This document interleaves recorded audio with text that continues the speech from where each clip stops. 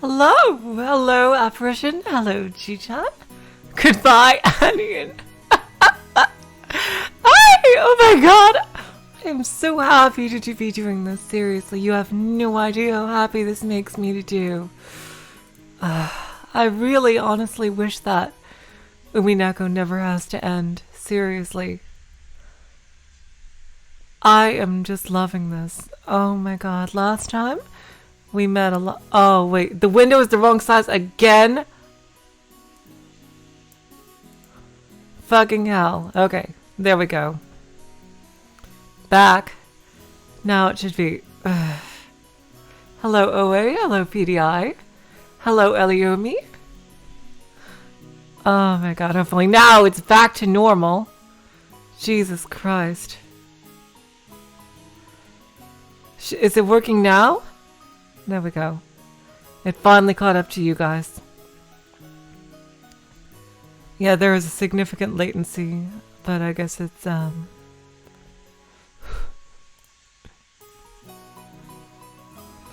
Oh my god. So last time, we were just about to have the kids come over to the main house, and it looks like we might finally have our family meeting. Thanks, Chi-chan. Yeah, I fixed it. I don't know why OBS was being really weird like that for a while. But it's all fixed now. So hopefully we can get things back to normal. Alright.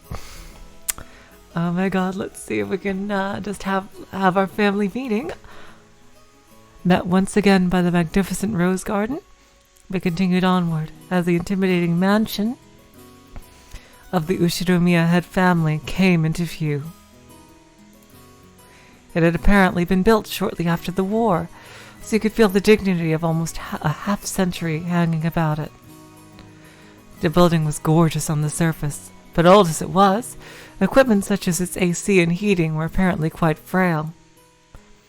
According to Jessica, midwinter was especially tough, what with all the drafts. Haven't these people ever heard of a kotatsu?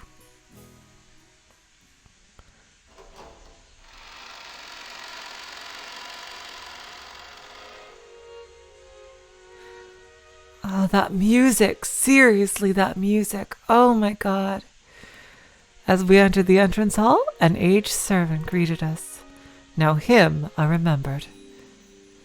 Genji-san, who had been working here longer than anyone, filled the role of head servant.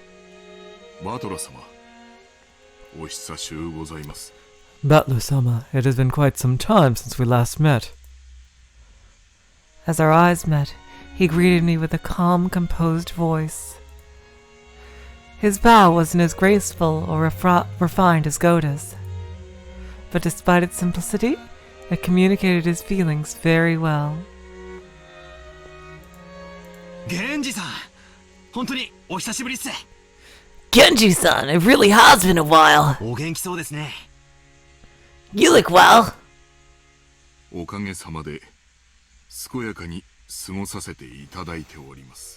Thank you. I have been quite well. And Butler-sama, you have become a splendid young man.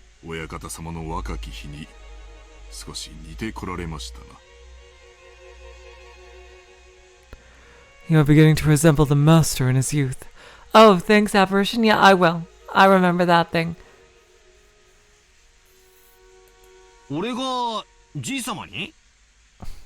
I look like grandfather.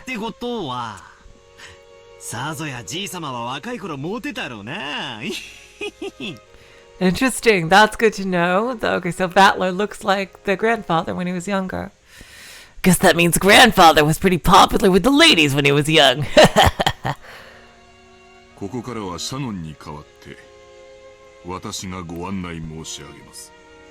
From here on, I shall take Shannon's place and accompany you. Please, come this way. Shannon-chan bowed deeply and watched us leave. After that, we headed towards the dining room under Genji-san's guidance.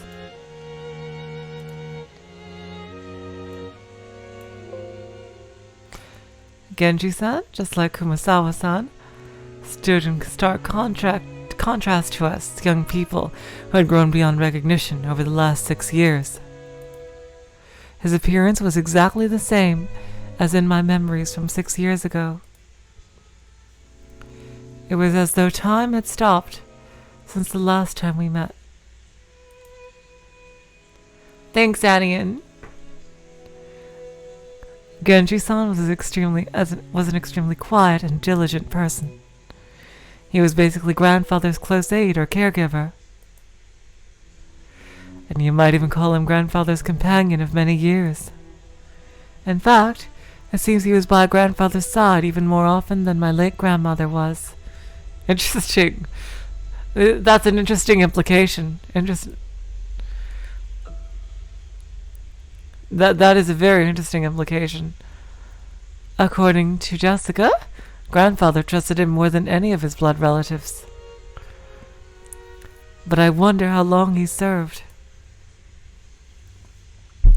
I never got the details, but I heard something about him being here since the very beginning, when this mansion was first constructed. Okay, so he's obviously going to be key to a lot of different things. Idiot! Oh, jeez! Reading between the lines, yeah, that is the implication, idiot, yes. Oh, jeez. Which would mean that he's dedicated half his life to serving here. It's easy to see why he's so trusted. As we passed through a massive hall that ended up into the second story of the mansion with no separating floor, I spotted something that hadn't existed in my memory of 6 years ago. True, yeah, the master clearly loves this Beatrice woman, whoever she is.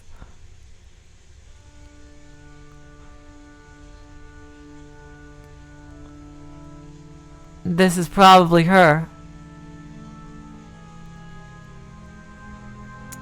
Yep, I've seen you. Yeah.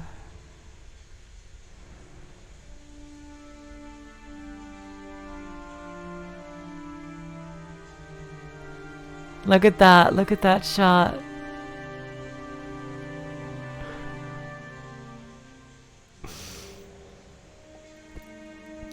Hello, Akira. Oh, jeez. It was an awfully big portrait, hanging right in front of the stairs that rose to the second floor. Without thinking, I stopped walking, captivated by it. Since I'd stopped so fast, Badia, who was following behind me, ran into my back. Oh wow, it was in the original game, eh? That's very interesting. Seriously, I love the art. Oh my god.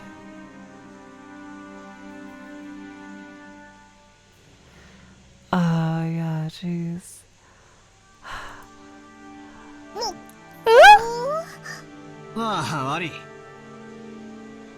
Sorry. No, Jessica. Hey, Jessica. Oh, that is so cool. So, always telling me it's by an artist who made it for Ryukoshi as a commission back then. An alchemist hired them to do the sprites. Oh, wow, that is really cool. That is awesome. Has that picture always been there? I pointed at the big, prominently displayed portrait in the hall.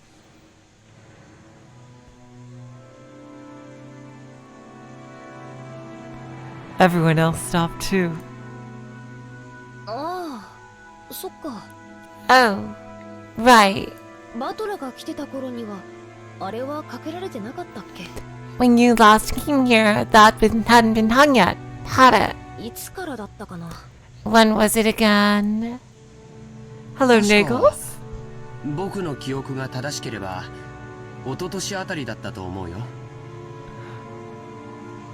Oh, damn, apparition, that's sweet. Has a 4K monitor. Well, if my memory doesn't fail me, it was put on display sometime around the year before last.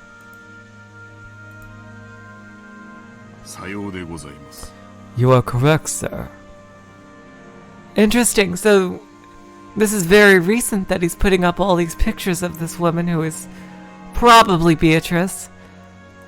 一昨年の4月に親方様がかねてより画家に命じて描かせていたものをあそこに展示なされたのでございます。But she's probably an old lady by now. In April of the year before last, the master put it on display there, having previously ordered a painter to create it.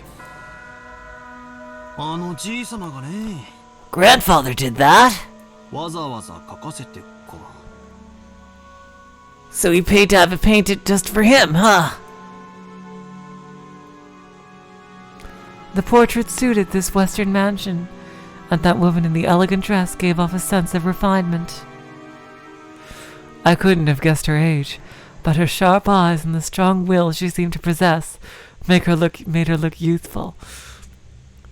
There's words in here that mean something if you played Higurashi. Interesting. Okay. I'm gonna keep that in mind. These words that mean a lot if you've played Higurashi. She seems somehow different from the composed, middle-aged woman you often see in famous pictures. If she'd had normal black hair, I might have assumed it was a portrait of my long-deceased grandmother in her prime. However, she had beautiful blonde hair that didn't look Japanese at all. It looks more red to me in that picture. Hello, Ruka.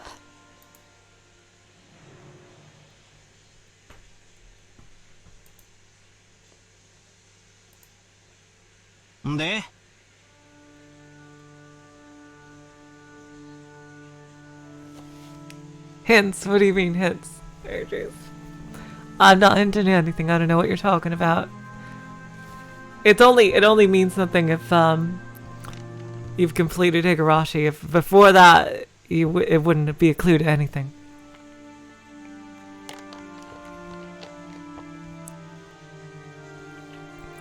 So, just who is this lady? Maria answered that simple question enthusiastically, as though proud she knew the answer. I know. Yep, that's it. She's Beatrice. What? Beatrice. Interesting, they say it Beatrice, like it's an Italian type of name. Interesting. Beatrice. 魔女だよ。 She's a witch. バトラ君は昔聞かされたことない？ Didn't you ever hear stories about her long ago? Interesting. Okay. Again, words that mean something. 魔女？ A witch? ってこの島の？ You mean the witch of this island? I think I already said this. Marokanjima is a small island, only 10 kilometers in circumference. However, that's actually pretty massive, considering that only the Yoshiromiya family lives here. Same apparition, same. Like, I don't want to give anything away, but like I've already said in the Discord, there are a few things I know about this game already, and I'm curious to see how this comes into play. Let's see. Is that how you pronounce it in Italian? Beatrice, like that? Like, I'm not sure exactly. Someone who knows some Italian can tell me. So only the harbor and the area around the mansion were set up to be lived in. I have a feeling that somebody's gonna get lost in the woods at some point in this story, or we're gonna find something creepy in the woods. It's gonna be like some literal Blair Witch shit going on. Beyond that, this island remained as untouched as when it was uninhabited.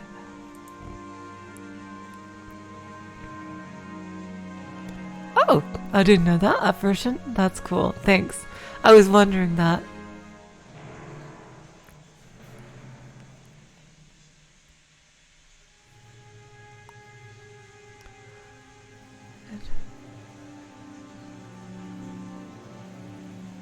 Interesting. Okay, so it is. I've apparently been saying it wrong this entire time. I thought it was Beatrice. I'm sorry. I'll try to say it that way then.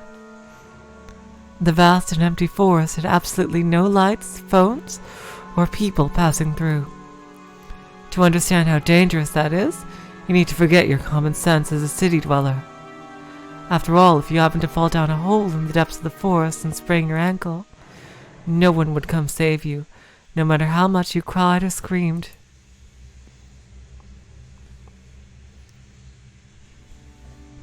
Then, once the sun went down, the forest would be wrapped in complete darkness, since there were no streetlights.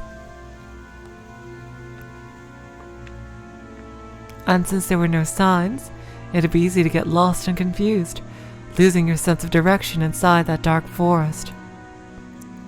Nowadays, most people see a forest as a peaceful place. But to the people of bygone eras, before the light of civilization drove out the night, forests were as geographically separated from civilization as the sea.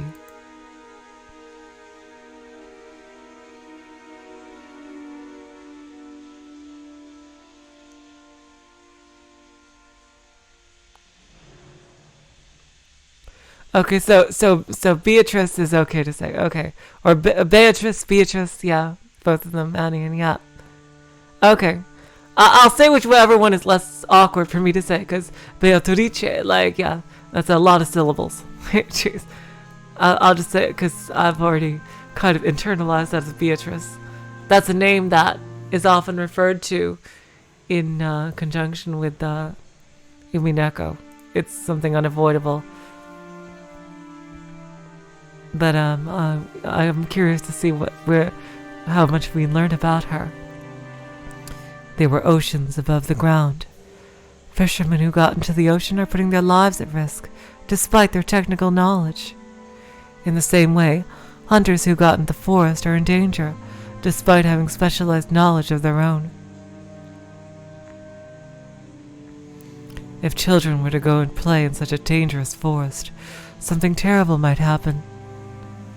Someone's parents must have thought so. So I just realized something. He only recently put up all these portraits of Beatrice, but the way he talked about her, it sounded like he was really, really obsessed with her and everything. So there's bound to be a story behind that. I'm curious as to why only now is he going all crazy for her.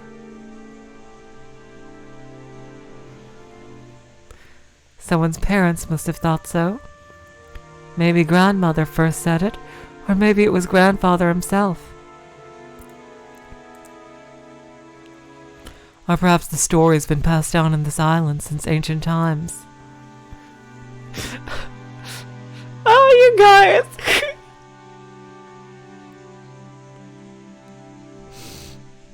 There's a terrible witch in the forest, so you must not go in. Oh, it's oh, there we go, Legend of the Golden Witch, right here.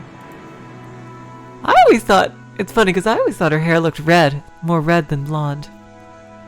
At some point, this ghost story of Rokunjima was born. This is the legend of Rokunjima's witch. And that's why when we talk about a witch on this island, we're referring to the master of that vast and savage forest. Come to think of it, when I stayed at this mansion as a little kid, during those eerie nights when the wind and rain pounded on the windows, I remember being terrified by a story of the forest witch who roamed around searching for human sacrifices. Seriously, I know like a private island is something that rich people do, but I think that is the most fucking terrifying thing. 'Cause you are literally out in the middle of nowhere, like miles away from any kind of police or fire or medical assistance. Like they would take at least hours to get to you. And like if you were cut off from contact, like if you ran out of power and stuff, that would be absolutely nightmarish. And like an island big enough to live on is huge. Like some psycho could row up in the middle of the night, like on the completely opposite side to where your house is, and like set up a fucking camp there. And like they could, I don't know, seriously, that is the most terrifying thing. Like, even if I had all the money in the world, I would not want a fucking private island, because that just sounds like an absolutely terrifying thing to place to live. Like, unless you have like a full fucking security staff with you. Like, he does have a private doctor. True. That is true, OA. But like, if you just,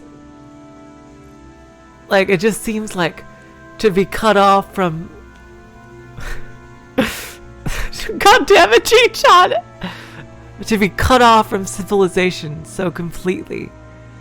Like, especially if you need help in an emergency. That just seems terrifying to me. Anyway, back to the story. So, Beatrice, huh? When Aniki mentioned it, I searched my memory and was sure I recalled hearing a name like that when I was little. なるほどな。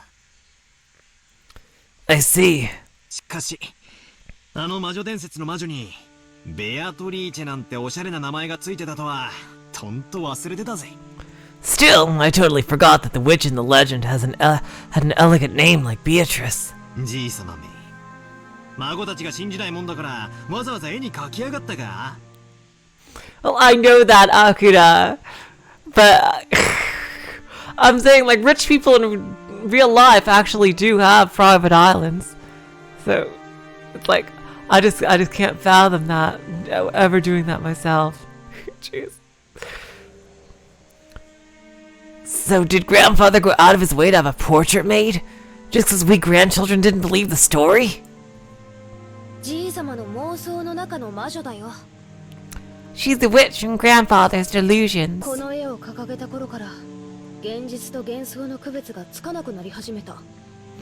Ever since he had that picture hanged, he's been having a harder and harder time telling the difference between truth and fantasy.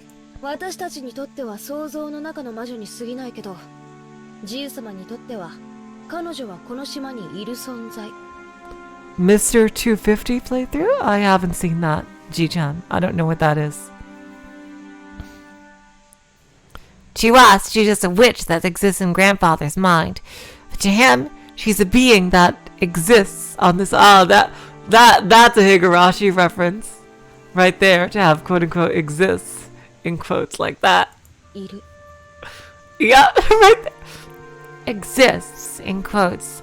だからそれを理解することができない私たちにも分かるようあの絵を描かせたって言うんだけど。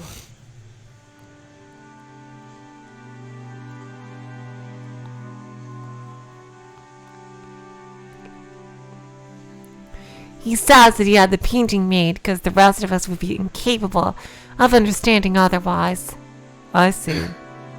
気持ち悪いったらありゃしないぜ。Well, things creepy as hell.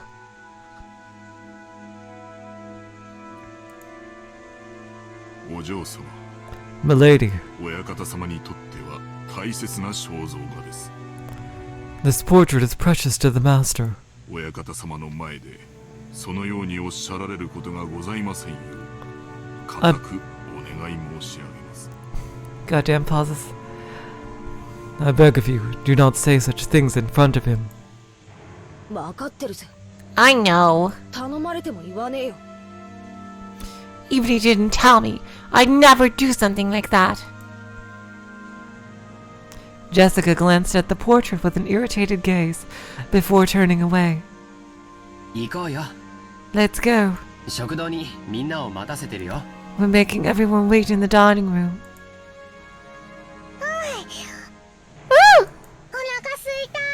I'm hungry. Only a small portion of this island was controlled by the Ushiromiya family.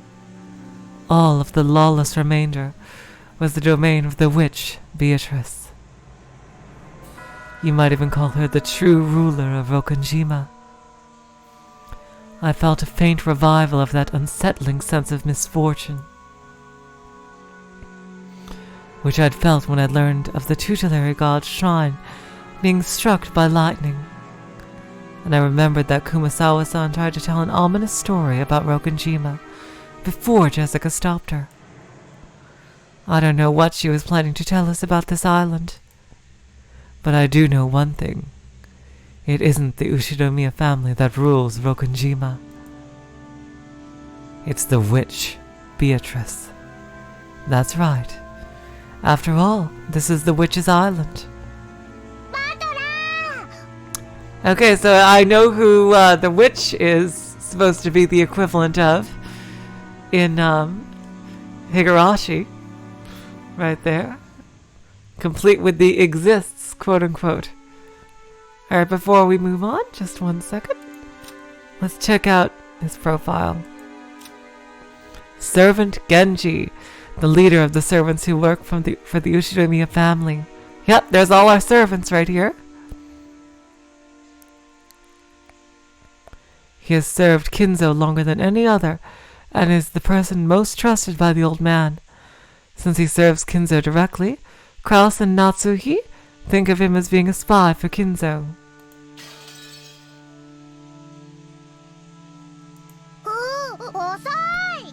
Butler! Ooh, you're so slow! When I looked around, everyone was already heading towards the dining room. I hurriedly chased after them.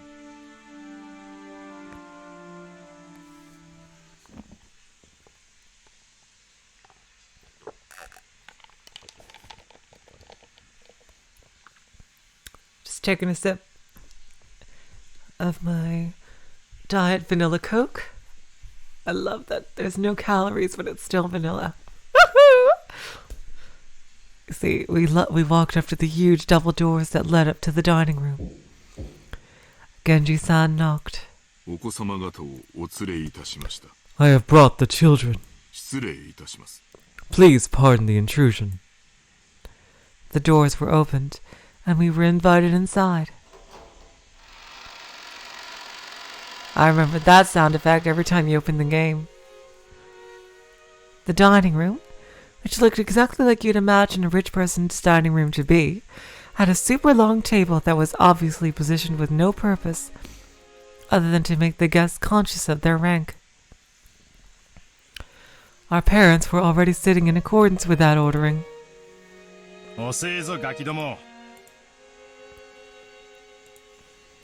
You're late, brats. Hurry up and take a seat.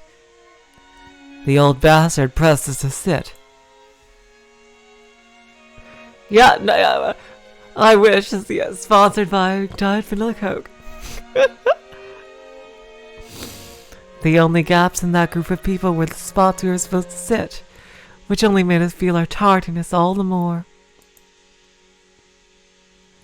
The seat at the head of the table, called the incipient's chair, was for the most highly ranked, reserved for grandfather.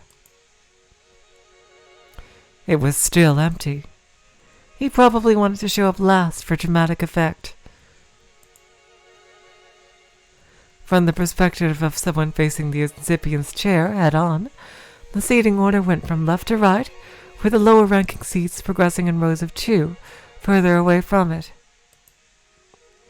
So the left-hand side of the first row, closest to the incipient's chair, was where Uncle Kraus should have sat, since he was the second highest in rank.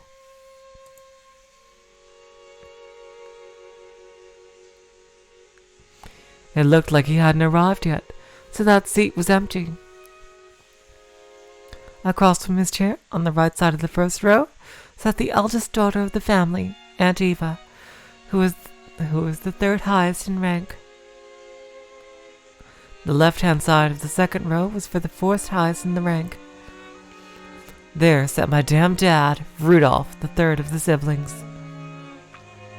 Across from him, on the right side of the second row, sat Aunt Rosa, the youngest sibling. At this point, you might expect their husbands and wives to come next. But nope, the left-hand seat in the third row, rank number 6, belonged to Jessica. Seriously, Jishan, that sounds crazy to figure out. Opposite was George Aniki. I sat next to Jessica, and Maria sat across from me. Then, finally next to me, on the left-hand side of the 5th row, sat Aunt Natsuhi, the 10th highest in rank. Opposite her was Uncle Hideyoshi. Next to Aunt Natsuhi, in the 6th row in the final seat on the left-hand side, sat Kirie-san. The seat opposite to Kirie-san was empty, even though silverware had been set there and everything. According to the ranking system, the spot was where Aunt Rose's husband should be sitting. Even though he wasn't supposed to be coming, his place was made up. Normally, ranking systems of this sort... Oh yeah, we never... I forgot what happened to Rose's husband. This is why we have...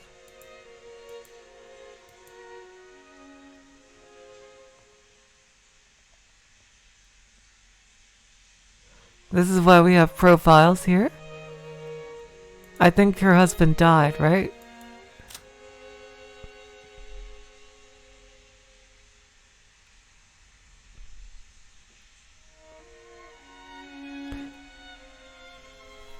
Interesting. The financial position of her company is far from favorable. I think her husband died, yeah. I think that's what they said. Or either that or they didn't mention him. Normally, ranking systems of this sort give spouses equal positions as their partners, but the Uchinomiya family system was unique.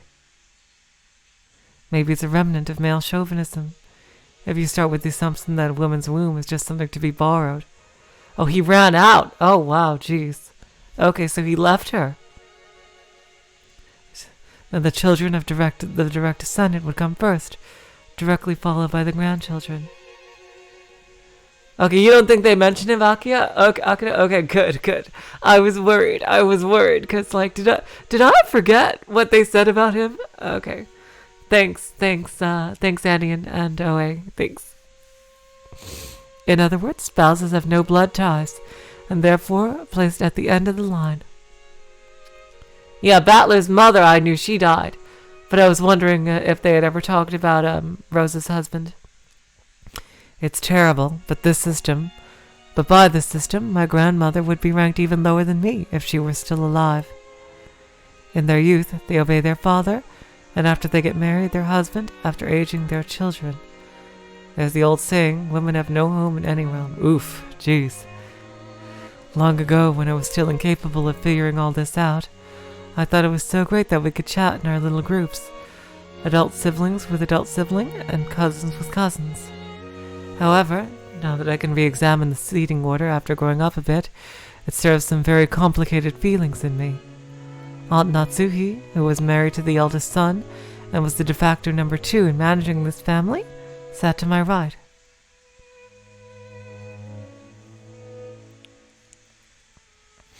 Which meant that she was 2 steps lower than me in the ranking order.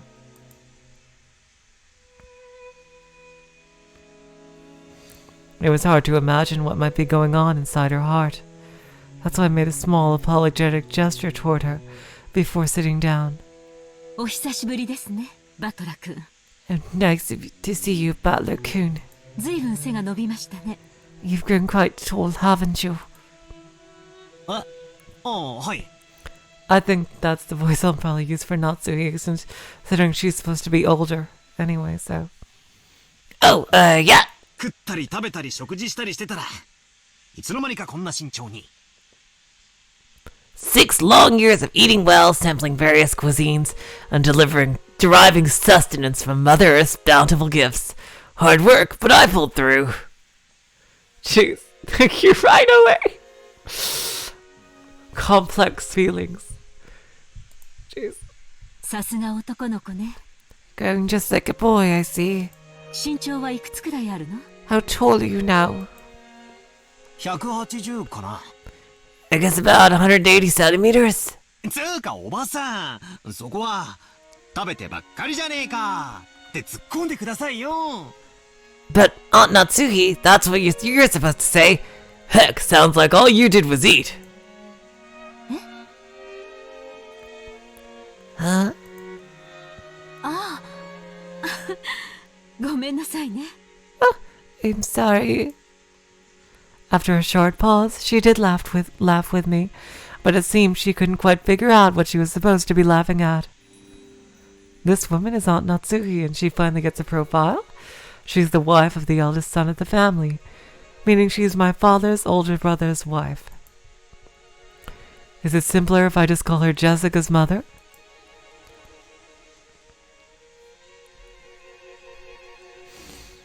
It feels bad to say it like this, but while I didn't exactly dislike her, I didn't particularly like her either.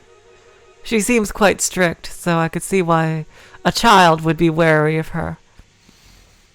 That makes sense. And he last saw everybody here when he was just a kid. She hardly ever spoke with us kids, and all my memories of her involve her talking to the adults about complicated things with a scary look on her face. In fact, since we hardly ever exchanged words, I spent a long time trying to figure out how I should approach her. Though my efforts seem to have ended in failure.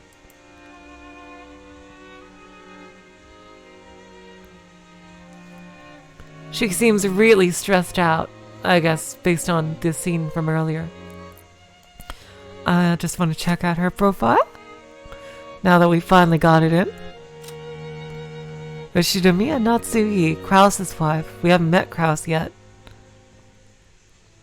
She manages the household of the Ushidamiya head family in place of her husband, who takes little interest in such matters. She was in charge of all preparations and arrangements for this family conference. She possesses a strong sense of responsibility and a great deal of pride. However, neither her husband nor his siblings understand her very well, so her position is far from enviable. The silverware sat neatly on the table, but the meal itself hadn't been brought in yet. As a general rule, you couldn't start a meal until the person sitting at the head of the table arrived. Hello, Shadow Tomberry. So as long as Grandfather didn't come, lunch would be put on hold indefinitely. Not even the appetizers would arrive.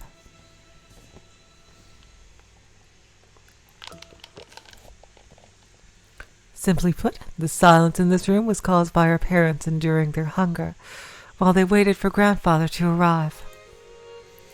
However, the grandfather from my memories would always show up on time to meals like this. He was the kind of person who would never be so late that it kept everyone waiting, especially after the entire group had arrived.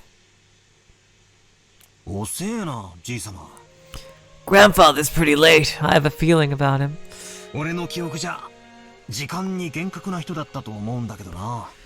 As far as I can remember, he was always strict about time. まあ、6年前はそうだったかもな。 Well, that might have been true 6 years ago, 最近はそうでもねえよ。 but it hasn't been that way lately. というか、もう自分の世界オンリーって感じで、会食にも顔を出さねえぜ。 Goddamn pauses. In fact, he's off in his own little world so often, and he doesn't even show up at family meals. さすがに今日くらいは足並みを揃えてくれるって思ってたんだけどな。 Still, I figured he'd at least come down today. まあ、私は来ない方が気楽で嬉しいけどよ。 Then again, I feel a lot more relaxed and happy without it. ジェシカ。 Jessica? Oh, Jessica! Jeez. When her mother scolded her, Jessica stuck her tongue out and looked away. No way around it. Might as well wait until our host arrives. When I glanced at the clock, I saw that it was almost 12:20.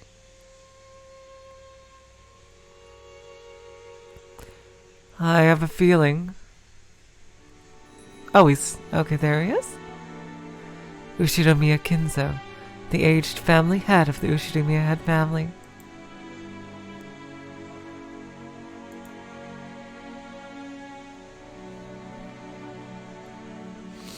This man could be seen at his study.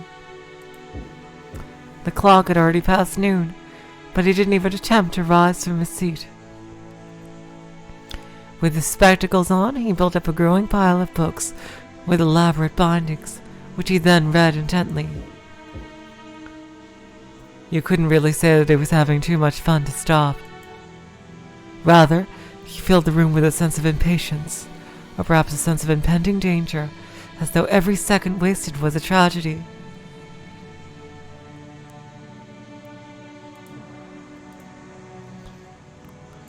In this sealed room, a dense dust danced through the air, which was thick with the stench of chemicals that exuded a mix of suspicious odors. Those odors were somehow sweet and heavy. Interesting. I wonder what that could be. Chemicals or perfumes of some kind? I bet that should be important for later. Or are they just his wine collection? If anyone with a normal nose came in here, the first thing they'd do would be to open a window and ventilate the room. Still think that suit of armor looks really cool. The knocking against the study door had been going on for a while. A voice calling father sometimes mingled with the knocks. As Kinzo heaved a deep sigh, he snapped shut the old book in his hands and slammed it on the table. Then he yelled at Kraus, who was still knocking at the door. Silence!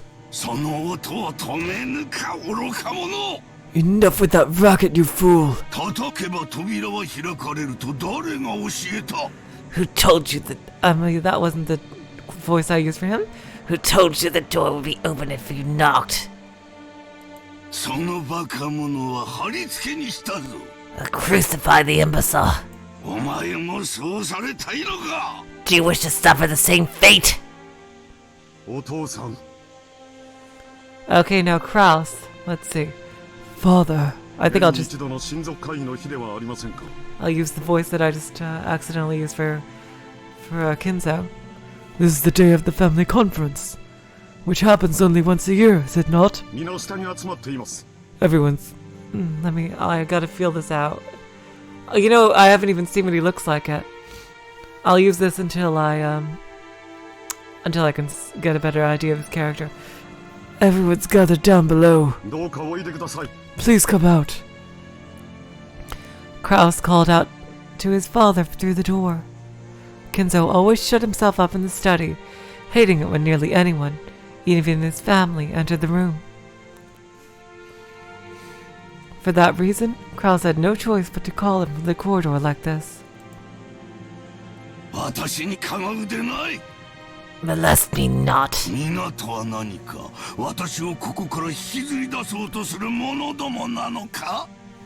Just who is this everyone of which you speak? Do you mean the fools trying to drag me out of here? Then kill them all!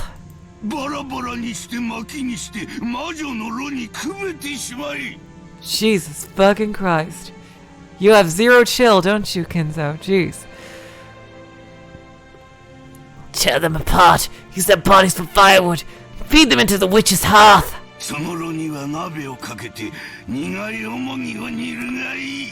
Put a pot in that hearth to boil the wormwood.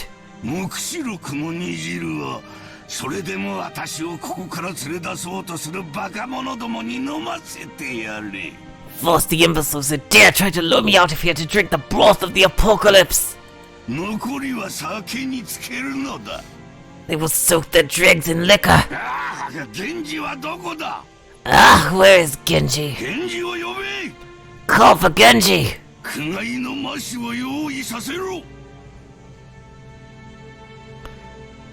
Have my demonic absinthe prepared. The whispering of the green fairy reaches me no longer. Oh god, does he have Alzheimer's or something? My god. Where is Genji? Bring him here! On the other side of the door, Kraus, Nanjo, and Genji kept waiting for the master of the house, who stubbornly refused to come out. Okay, there's Kraus. Okay, let's see. Huh. Looks like he hates me to the core. My voice doesn't reach him anymore. Kraus shrugged as as though saying it's no use, and smiled bitterly. From the beginning, he hasn't really expected his father to respond to his calls.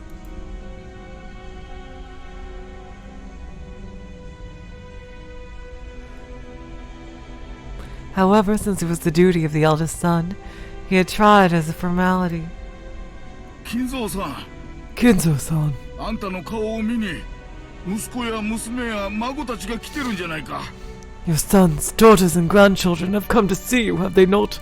ちょっと顔を見せてやったらどうだね。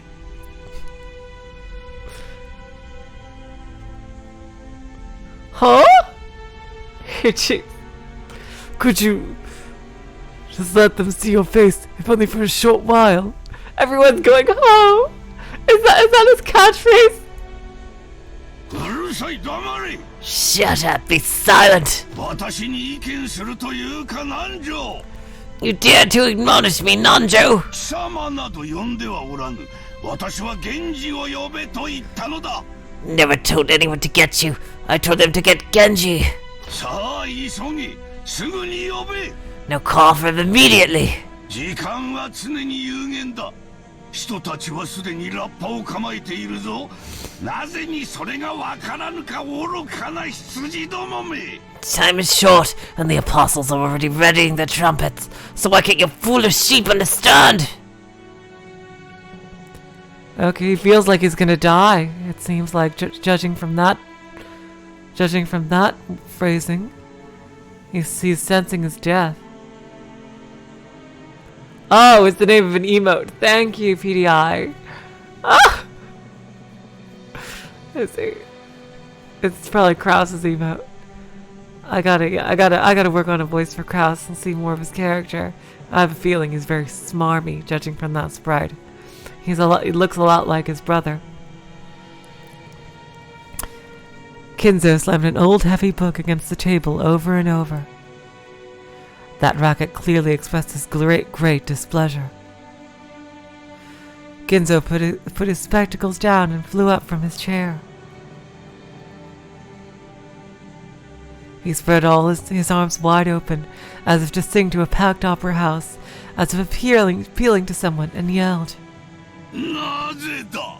Why? なぜにいつも私には邪魔が入るのか。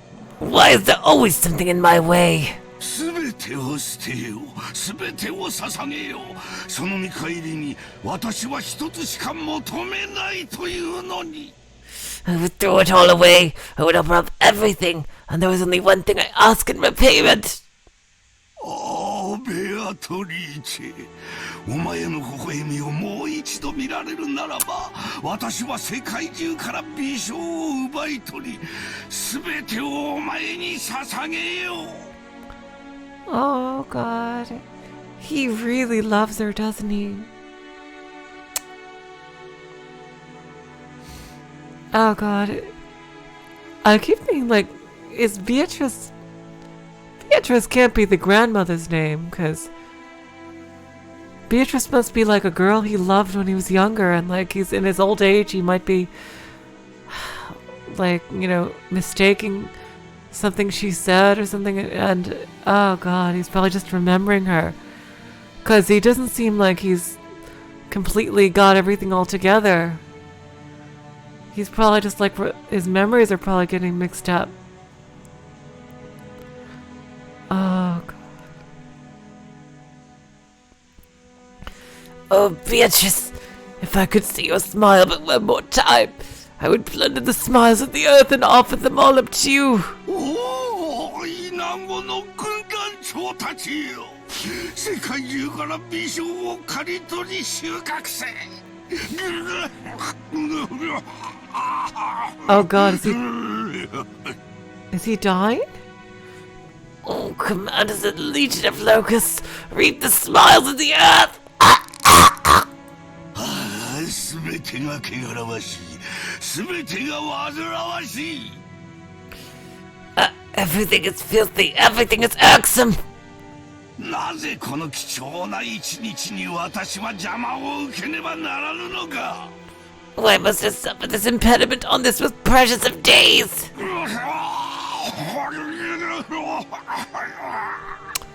Oh my god. He's really sick. 源氏を呼べ。 Call for Genji!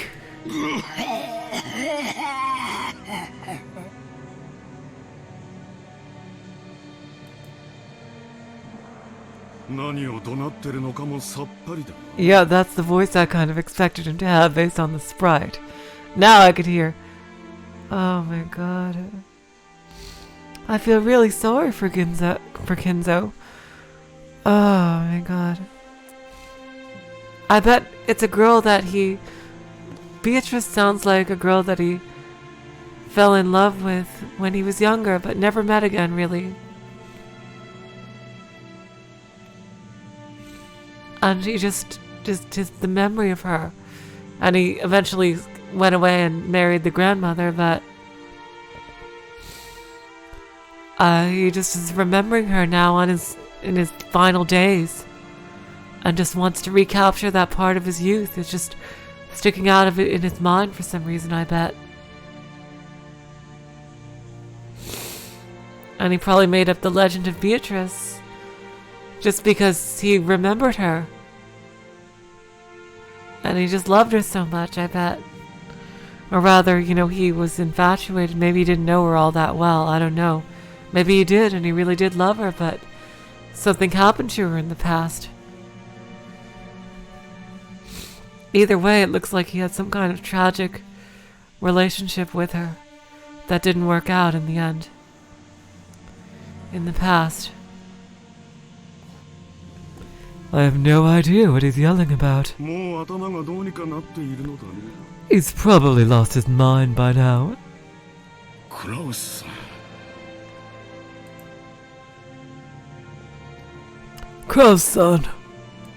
実のお父さんにそりゃあんまりじゃないかね。 Isn't it a bit harsh to say such a thing of your own father? 親父はすでに死んでいる。 My father is already dead. ここに Nani? いるのは親父だったものの幻さ。 There's nothing here but a phantom of what father once was.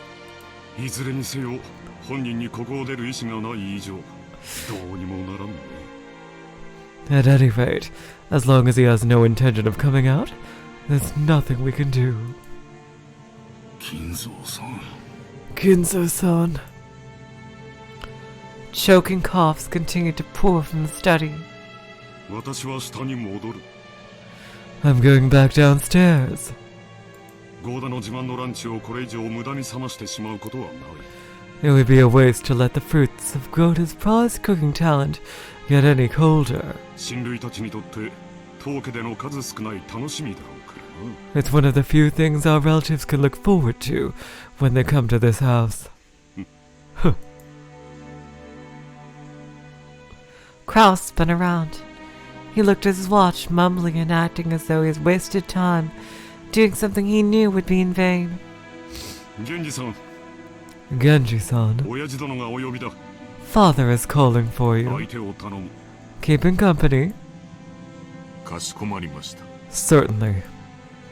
南條先生、 Dr. Nanjo, 食事に行きましょう。 let's go eat. いつまでもここにいると、この甘い匂いで味覚までおかしくなってしまう。 If we stay here any longer, the sweet stench will ruin our sense of taste. Without waiting for Nanjo, Kraus went downstairs. Genji urged Nanjo to go and eat. Nanjo glanced between the study door and Kraus's back as the latter disappeared down the stairs, then let out a deep sigh. すまんが源氏さん、 Sorry, Genji-san, 頼みます。 but please allow me to leave this in your hands. はい、お任せください。 Yes, please leave it to me. お酒はなるべく与えないように。 Do what you can to avoid giving him alcohol. あれは常習性が強すぎる。 That's a habit that's far too difficult to break. 源氏はまだか。 Is Genji not here yet? 何者が源氏を阻んでいるというのか。 Who dares keep Genji from coming? 源氏はどこだ。源氏を呼べ。 Where's Genji? Call for Genji! さあ、ここはお任せください。 Please, allow me to handle the situation here. Very well. すみませんな。 Forgive me. Nanjo bowed slightly and descended the stairs. Genji watched him leave, then knocked on the study door. 親方様、 Master, 源氏でございます。 it is Genji. 源氏か。 Genji! 何故私をこれほどに待たすのか。 Why have you kept me waiting for so long? そこには誰もおるまいな。 You're alone, I trust. はい、 Correct. 私だけでございます。 I am alone. Kinzo returned to his seat in the study and pressed an old-fashioned switch on the table.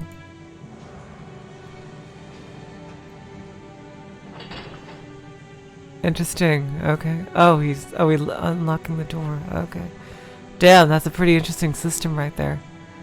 After a small delay, the heavy sound of the door unlocking could be heard. Kinzo was convinced that his family wanted to make a mess of his study. Or perhaps someone had once opened the window for some air and ended up scattering things that, to him, were important research materials. Yep, I saw that before. In the very opening, leaving him in a terrible mood. Kinzo had outfitted his room with a formidable lock, preventing anyone from entering without his permission, and thereby sealing himself in a jail of his own making. Genji, whom he trusted the most, was relatively free to enter the room, but even that didn't always hold. If Kinzo was in a bad mood, even Genji wouldn't be able to enter.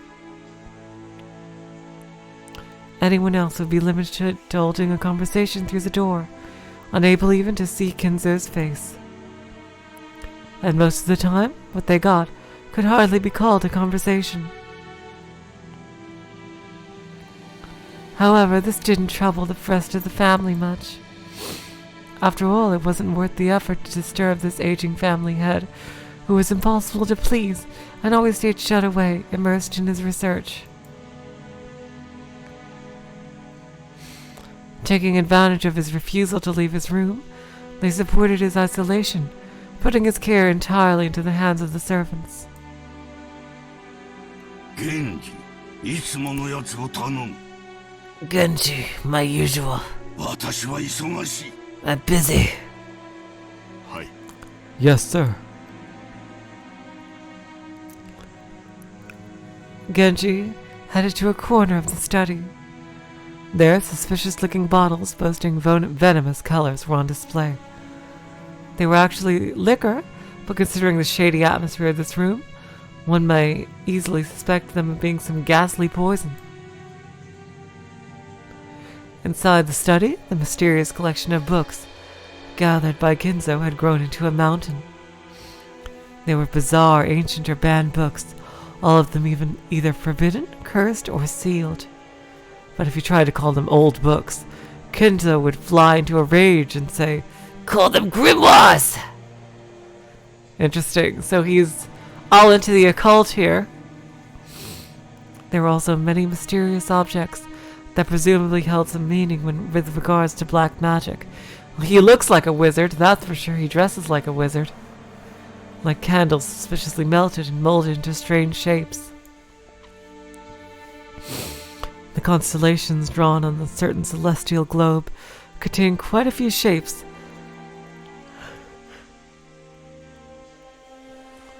that would draw puzzled looks from anyone familiar with tonight's night sky.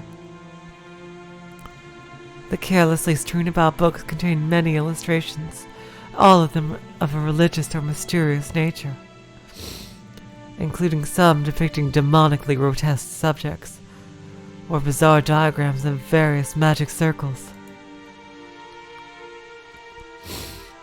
And above all, a sweet, poisonous smell filled the room, profoundly assaulting the eyes and noses of those who entered for the first time. Eventually, it must surely make a person go numb, and lose their grip on reality. Inside that study, Genji prepared Kinzo's usual drink with a well-trained hand. No one would even think of drinking such an ominous dark green liquid in their complex and ornate glass, unless someone first told them it was alcohol. He poured a little into the glass. Then he placed a cube of sugar in a strangely shaped spoon and poured water from a pitcher over it.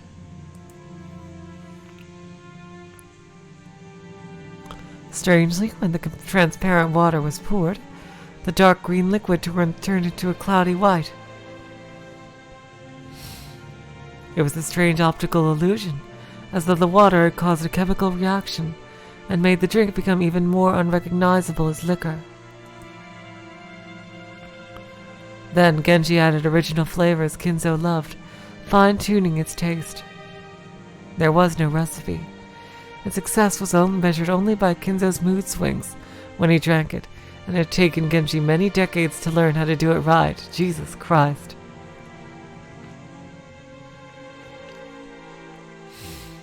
Genji placed the glass on a tray and walked over to Kinzo. By this time, Kinzo was gazing out the window. どうぞ、親方様。 Here, master. ああ、すまん。 Thank you. Kinzo had regained his composure and was now unrecognizable as the shouting, screaming, yelling man from a few moments ago. Looking at this man from behind as he tilted his glass and gazed down at the scenery beyond the window, he projected a sense of dignity and intelligence. To allow Kinzo to set his glass down at any time, Genji motionlessly waited behind Kinzo to his left, as though he were a living sideboard. Then, without averting his eyes from the window, Kinzo held out his glass. There was only a mouthful remaining.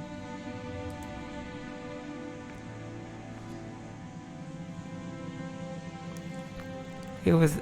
Okay, Shadow Timer was a really elaborate way of saying that he was drinking absinthe. I see. It was not a gesture intended to set it upon the tray, but a motion to hand the glass over to Genji. 飲め。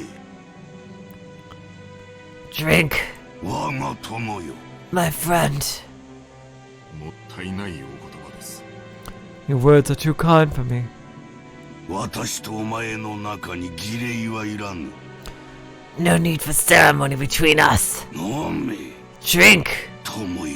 my friend. いただきます。 Thank you. Genji respectfully received the glass and inclined it a little to taste its contents. After that, he gulped it down.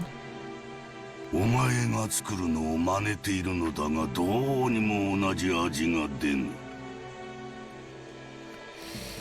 I attempted to imitate your concoction, but no matter how hard I try, I cannot replicate the taste. お前が作る方がうまい。 The way you make it is pure relish. ありがとうございます。 Thank you very much. 親方様のご指導の賜物です。 It is the fruit of your guidance, master.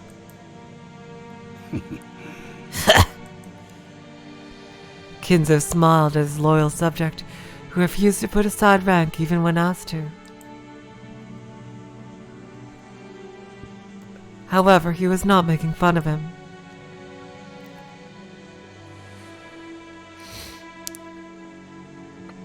His smile was relaxed, as though chuckling at a close friend's old, unshakable habit. 互いに老いたな。 We have grown old together. 年を数えることも忘れてすでに久しい。 I stopped counting the years long ago.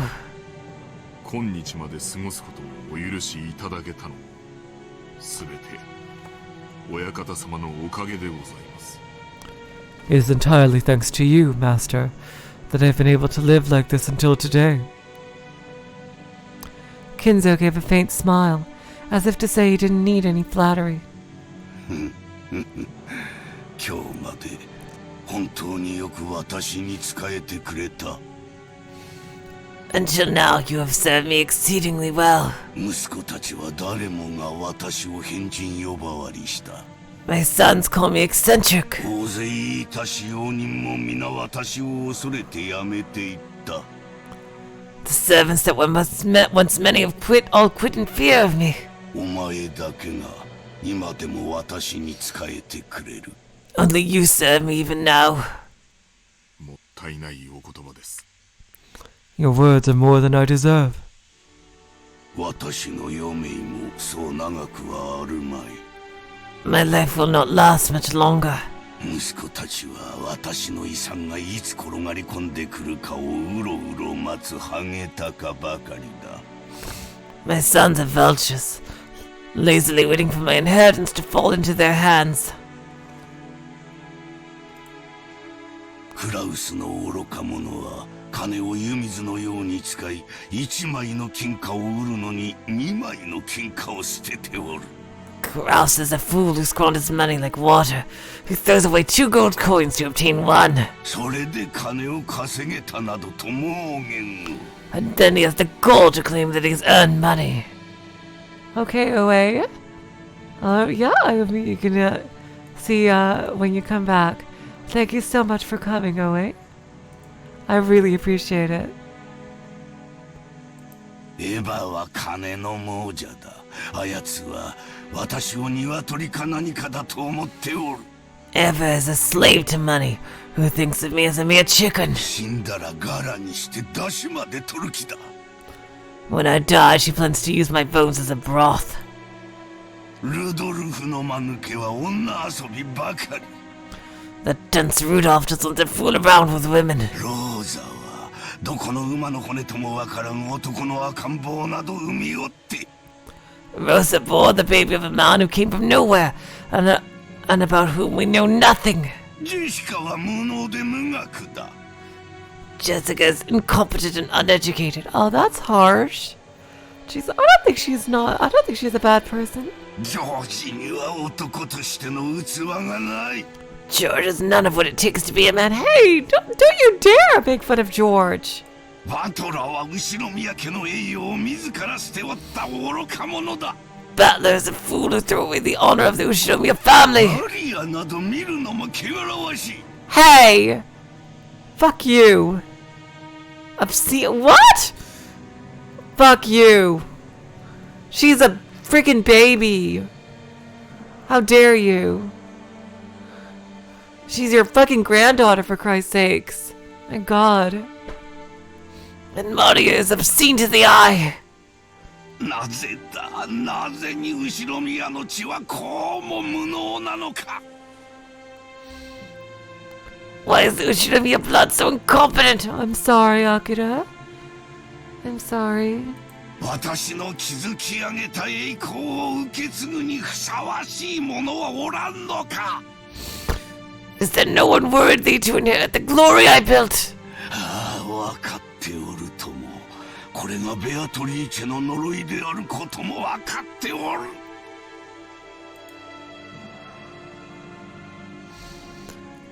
It's like, okay, yeah, judge the adults, but lay off the kids, especially Maria. Seriously. Come on. Of course I know. This is part of Beatrice's curse. I know it. 黄金の魔女め、それが私への復讐のつもりか。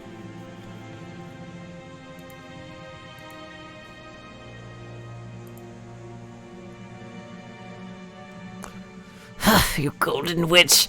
Are you trying to take revenge against me in this way? 憎みたくば憎むがよい。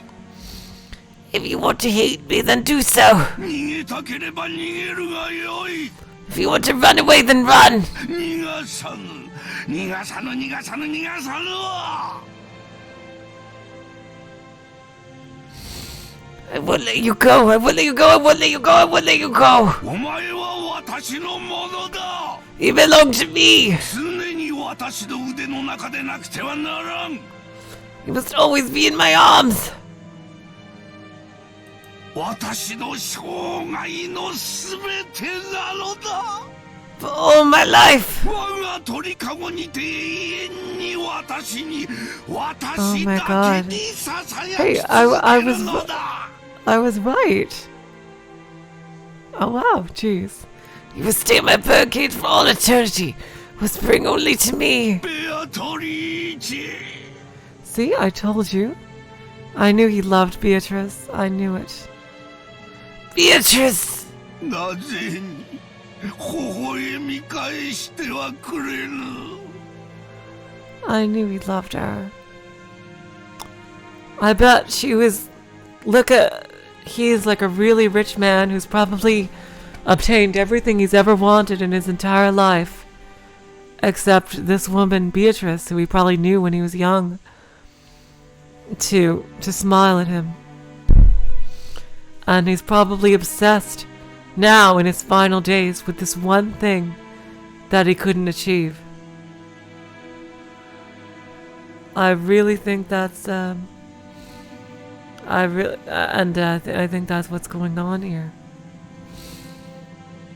Why won't you smile back at me?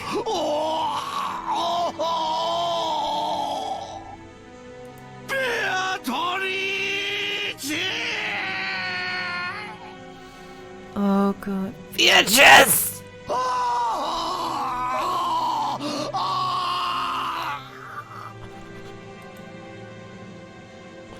Oh my god. Okay, apparition.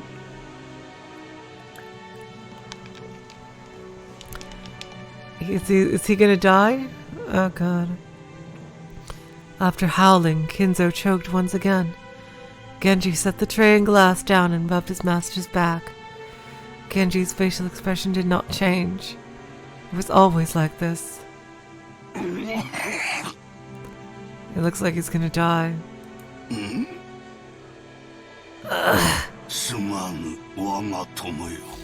Thank you, my friend.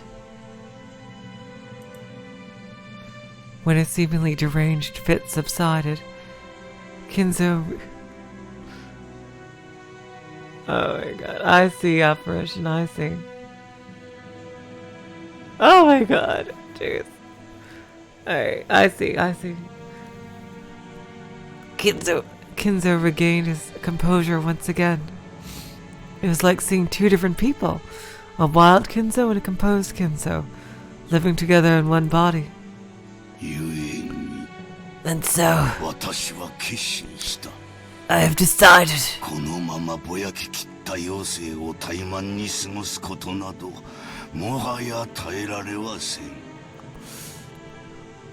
I cannot bear to spend my dimmed remaining years. Seriously, Shadow Tonberry. Seriously. Procrastinating like this. 最後にとするコインがあるならば、それを悪魔たちのルーレットに託してみたい。If I have one final coin to bet, then I choose to abandon it to the whims of the demon's roulette. 魔法の力はいつもかけるリスクで決まる。The power of magic is always determined by the risk of the gamble. 日本古来の呪術である牛の国参りがそうであろう。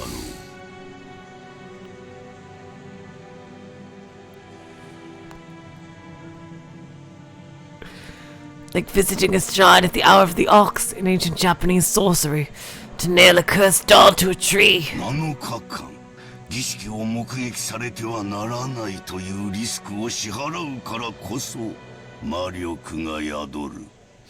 Magical power is produced specifically because of the risk that it will be seen within 7 days the curse takes. 困難なリスクが生じれば生じるほどに魔力は強く生じるのだ。The greater the risk, the stronger the magic power will be. 神話に登場する数々の奇跡は天文学的リスクに奇跡的な低確率を得て成就した驚愕すべき魔力の結晶なのだと言える。 Many miracles that happen in myth might be called the crystallization of shocking magic power, with a low probability of occurrence and astronomical risk. モーゼが海を割ったのは神の奇跡ではない。 That Moses parted the waters of the sea was not a miracle of God. 樹林の計りに乗せられ軍勢によって航海に追い詰められた絶体絶命のリスクが奇跡の魔力を生んだのだ。 The risk of the desperate situation, cornered by soldiers on the Red Sea shores, weighed upon the scales of slaughter and gave birth to that miraculous magic power. 同じことが同じ規模で繰り返されようとも再び海が割れることはないだろう。 The same thing occurred on the same scale. The sea would surely fail to part. なぜならモーゼは力ある者たちのルーレットのアソーギナユタをかけたよりも多く存在する目の中に一つだけ刻まれた奇跡を見事引き寄せることができたからだ。 After all, Moses was able to magnificently summon a miracle engraved on but one of the countless innumerable results on the roulette of those with power. その天文学的確率に勝利できる力。 That is the force that can triumph over astronomical odds. Interesting. Okay, interesting. Another Higurashi reference. そう、奇跡をつかみ取る運気はすなわち魔力なのだ。 Indeed, good fortune that can grasp miracles is magical power itself. 強大な魔力を売るためには絶望的なリスクを背負わねばならぬ。 Yeah, I can see why people would want people to read Higurashi before this, because, again, just by this, yeah, here. Like, just this right here is a huge, it makes you think about Higurashi. To extend this mighty power, one must face the risk of despair. 魔力持たぬ者はそれを賭けでなく自暴自棄と呼ぼう。 Those who possess no magical power may call that desperation rather than a bet. しかし真に魔力ある者はその奇跡をつかみ取り神秘を成就させるのだ。 However, people who truly do possess magic power can grasp hold of that miracle and make the enigma come into being. もしも私にその魔力があるならば And if that power exists within me, 私はその奇跡をつかみ取るだろう。生涯を費やした願いを実現できるだろう。 That's true, Jamchad, yeah. You don't need to read Higurashi first, but yeah, there's a lot of references. Wow, Annie, and I haven't even gotten to.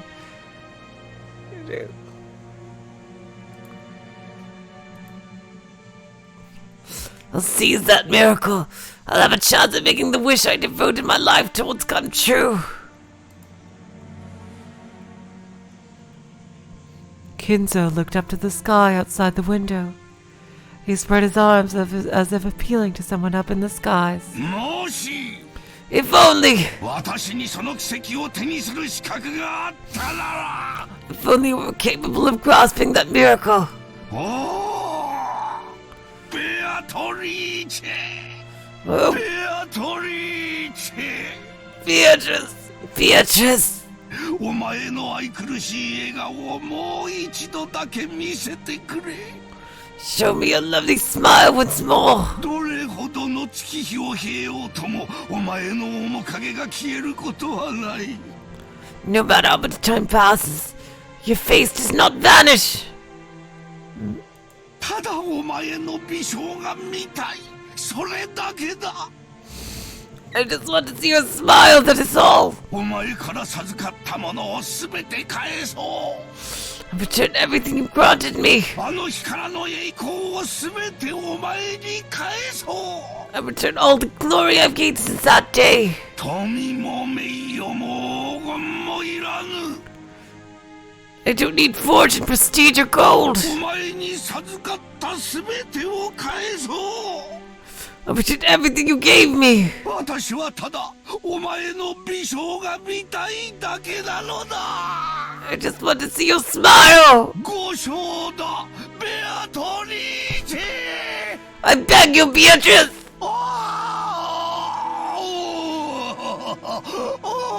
Oh man.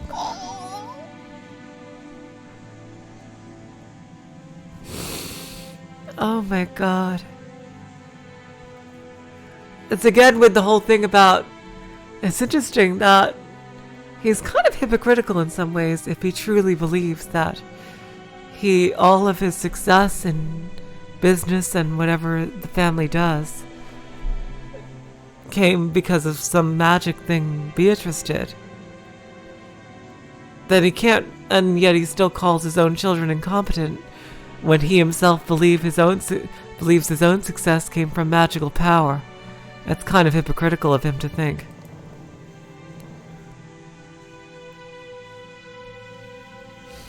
His nonsensical yells became a scream and then a wail.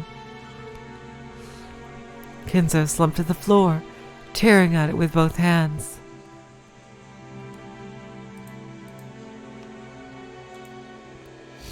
Genji had no choice but to wordlessly watch over his master's lamentations.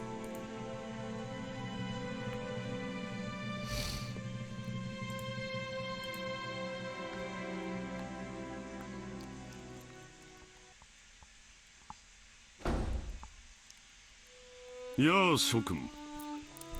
Well, ladies and gentlemen, 当主様は具合が優れられないとのことだ。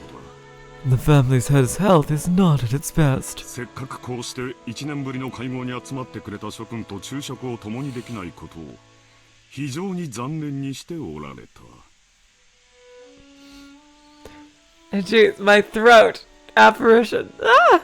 Let me take another sip of Coke here.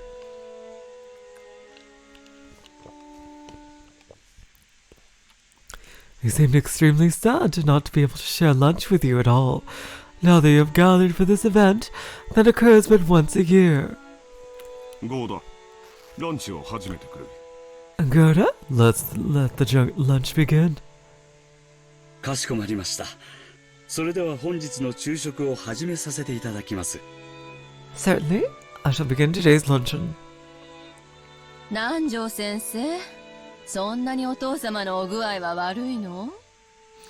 Dr. Nanjo, is father's condition really that bad? せめて顔くらい見せてくれてもいいわよね。 You've at least let us see his face. 体調というよりは機嫌ですな。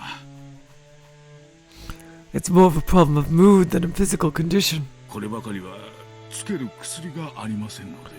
And for that, there is no medicine I can prescribe.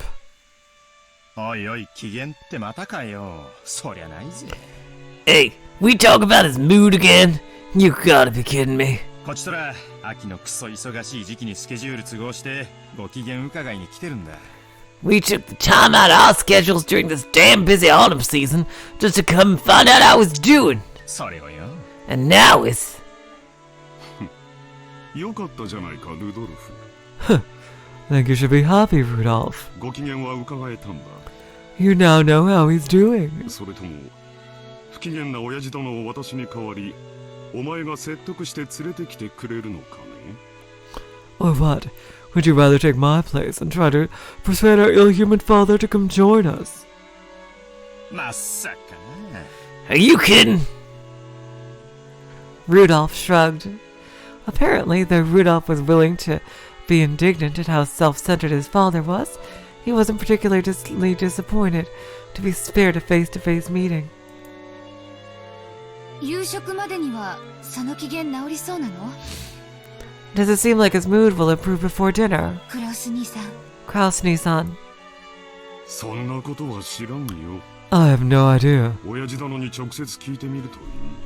If you want to know that, you should ask him directly. もっとも声をかけない方が機嫌の治りは早いと思うがね。 Although I think his mood will improve faster if we don't bother him. 源氏さんだけだよ。じい様の機嫌を直せるのは。 Genji-san's the only one who can get grandfather out of a funk. 情けないぜ。自分の親の機嫌を使用人に直させるんだからよ。 It's pretty pathetic, though, making the servants deal with your own parents' bad mood. ジェシカ、 Jessica, 余計なことは言わなくていい。 don't speak out of turn.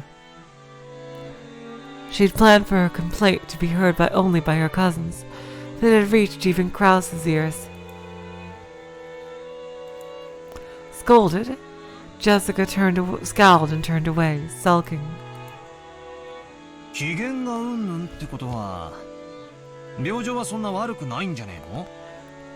If he's as cranky as they made him sound, he can't be that terribly sick, right? 元気がないってんならともかく機嫌が悪いってのは少なくとも気はしっかりしてる証拠だぜ。 I mean, they're saying he's in a bad mood. Not that he's got no energy, which at least proves he's got his wits about him. おじい様は特に強い気力をお持ちだからね。It's because grandfather has especially strong willpower. でも体が必ずしもそれに伴えるとは限らないよ。 However, that doesn't necessarily mean his body will be able to keep up. 去年からずっと余命3ヶ月って言われ続けてる。 Since last year, they keep saying it that he has 3 months left. 最初の診断が正しいなら、おじい様は気力だけで流らえてるってことになる。 If the initial diagnosis was correct, grandfather's been prolonging his life by willpower alone. 気遣ってあげないといけないよ。 It's right for us to worry about him.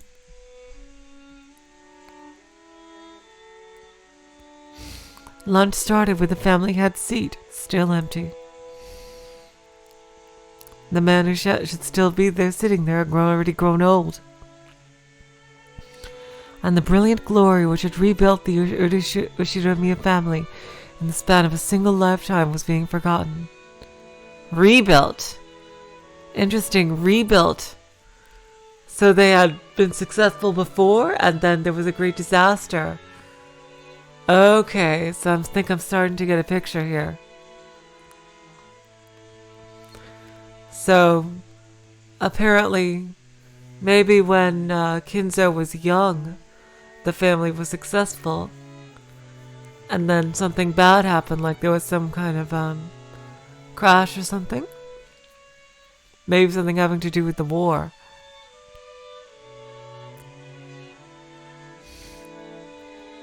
And then he found Beatrice, and something happened with her.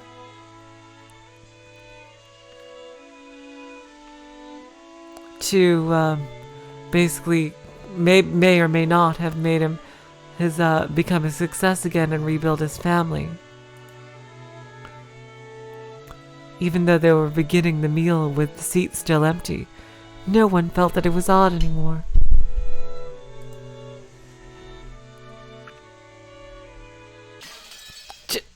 That will never not surprise me. God.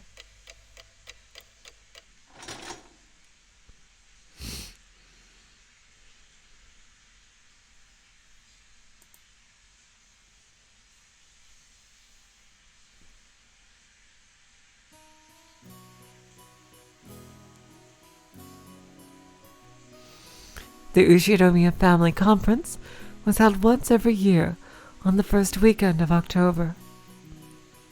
If a normal family were to hold a so-called family conference, you'd expect it to be nothing more than a reunion of rarely seen relatives who greet each other around buckets of sushi or something.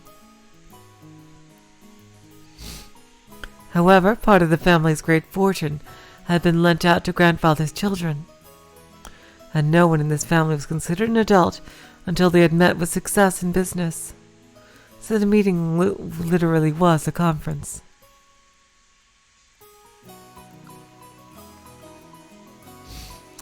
How much of the fortune was invested? What sort of business was conducted? How much profit was earned? As a result, how much of the fortune borrowed from the main family could be repaid? Or possibly, how much more would be borrowed from future business ventures? What lessons had they learned, and what could they learn from their mistakes?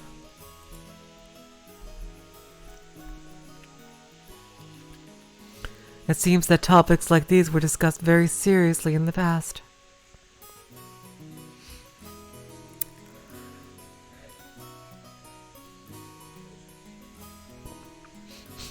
My dad said it was like lying on a bed of nails. Apparently it used to be a very serious family meeting, when people were bathed in scornful and angry voices, and some people even got slapped despite their age. However, that had become a thing of the past. Now, with everyone pursuing their own business ventures and achieving success, it was becoming more of a normal yearly get-together. Even so, telling grandfather about recent events was extremely stressful. So while it was nothing more than a simple get-together for us grandchildren, it was a real stomachache for our parents. The absence of a man who was the source of all this trouble, regardless of the reason, probably made today's lunch taste much more delicious. The phrase, "while the demon is not around, everyone can relax," comes to mind. Anyway, let's introduce Jessica's father, whose face I have not seen for 6 years. The man sitting next to my father's left is his older brother and Jessica's father, Uncle Blah. This name sure is easy to read, Kraus. Now that we've gotten used to the string of weird names, our perspective is totally skewed, so Kraus actually doesn't seem that bad. It even starts to sound kind of cool. Just like with Aunt Natsuhi, I didn't have many memories of speaking with Uncle Kraus. He had never been one to chat to children, and I felt like he was always talking with the adults, just like Aunt Natsuhi. According to my father's gossip, he was a spiteful and violent man. If what he said is true, Uncle Kraus used to be very domineering from his position as the oldest sibling, and was despised by all the others. Though despite that, those siblings all seemed to be chatting happily together.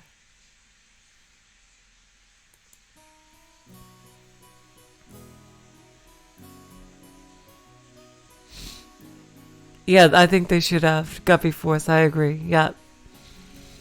That expression should have been localized, yeah.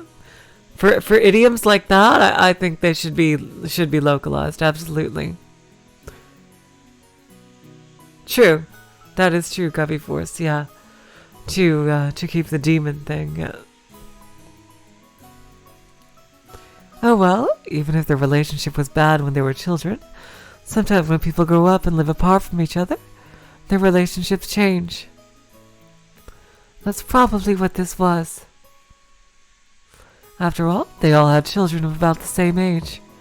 By sharing the same family environment, they probably profited by exchanging opinions.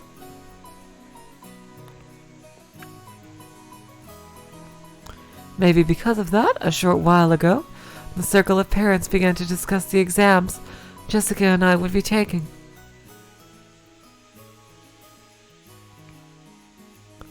Jessica, in order to escape questions about exams from my father on her left, purposefully faced right when firing off a rapid series of comments, not giving him any chance to get a word in.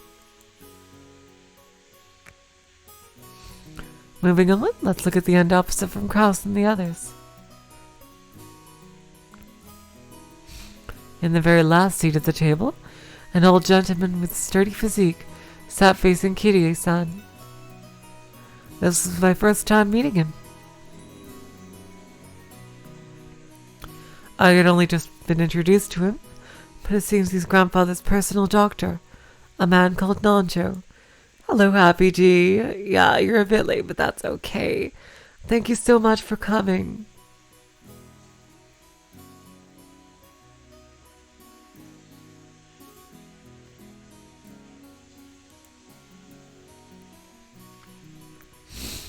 I heard he used to own a huge clinic on the nearby island of Nijima, but he turned it over to his son and began living a life of leisure in his old age.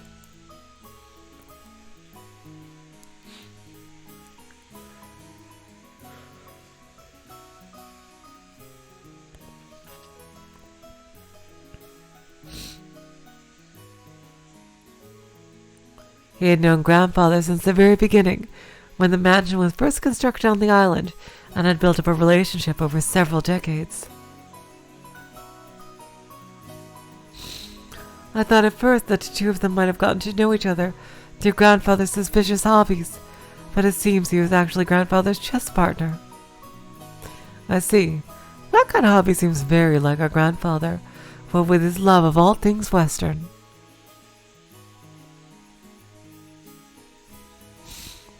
Nanjo's probably the only person who could enter Rogunjima, despite being neither a family member nor a servant.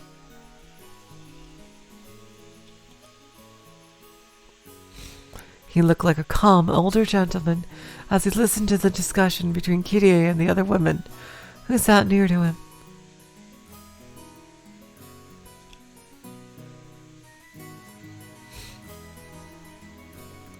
Considering how long he stayed by the side of a short-tempered grandfather, his generous heart was probably nothing to laugh at.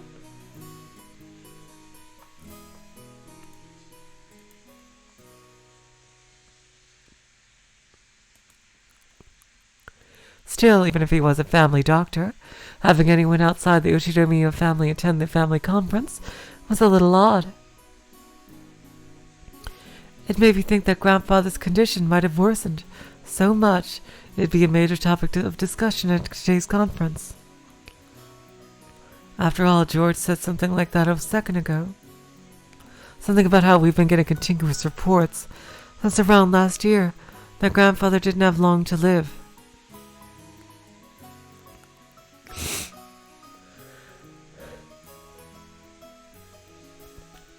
It's nasty to think about it, but considering how rich grandfather is, at the time of his death, his wealth will suddenly be released, probably along with a fair share of our parents' stomach acid, and it'll lead to ulcers for everybody. After all, this sort of thing just gets messier when there's more wealth to be divided. There's a good chance they'll be talking about stuff like that at the family conference. Still, it's not like it's got anything to do with us kids.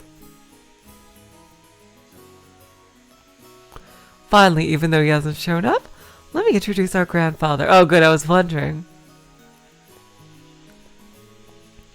The person who should be sitting in that incipient's chair is Uchinomiya Kinzo. It really sucks. Everyone else in the family has these weird names, but he's got this perfectly normal one himself. If only his name were written Kinzo blah, but he lets us call him Goldsmith or something. But he let us call him, wait. I'm guessing there's an if missing. But if he let us call him Goldsmith or something, I'd totally freak out.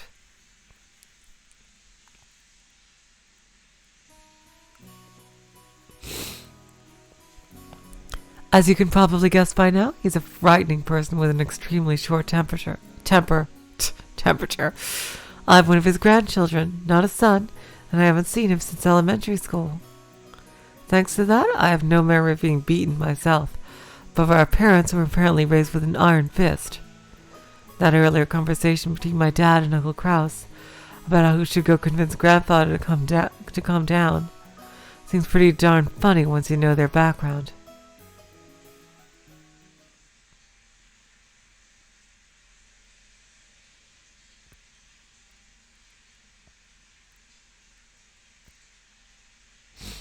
Oh, thanks you two. Sorry, I can't read apparently. Let's see. Oh, here we go. Everything's filled in. Let's look at these profiles. Well, we can. Attending physician, Nanjo. Kinzo's attending physician and longtime friend. He once ran a hospital on Nijima, but he turned it over to his son and enjoys his old age in peace. Now that Kinzo's constant suspicion has reached extraordinary heights, Nanjo is one of the very few people he trusts. Thanks to Nanjo's big-hearted nature, he has been able to continue his friendship with Kinzo, despite the latter's tendency to fly into a rage at the slightest provocation. Uchinomiya Kraus, Kinzo's first child. As the oldest of the 4 siblings, he leads the family conference. However, the other siblings think he is trying to get all of the inheritance for himself, and this further strains the tensions between them. He is a real estate investor and has put lots of money into the development of a resort. However, his results have been harshly criticized. And finally, the grandfather himself, with his grand coat here, Ushidamiya Kinzo, the aged head of the Ushidamiya family. We filled in all the blanks here, even though it has already been announced that he has just a few months to live. He is brimming with energy. Though he amassed a vast fortune in the past, he never made any announcements regarding the inheritance, which worries his children. He is strongly influenced by the West, and is a rabid fan of the occult. His study is packed with mysterious grimoires. And now it looks like we're going to be hearing the story of the family. You can't really tell Grandfather's story without covering that pivotal event back before the Showa era. Damn, the Showa era was huge. Jeez.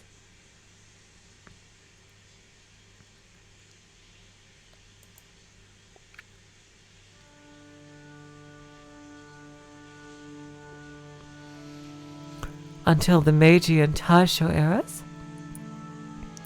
the Ushidamiya family was great and prosperous. They owned several spinning mills, making them rich enough to just double over laughing every day as the money kept rolling in.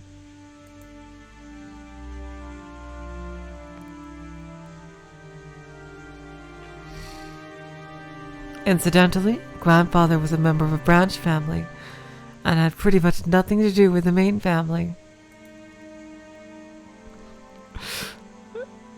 Not only was he way down the list of people who can inherit the headship, but he had hardly any contact with the glamorous main family.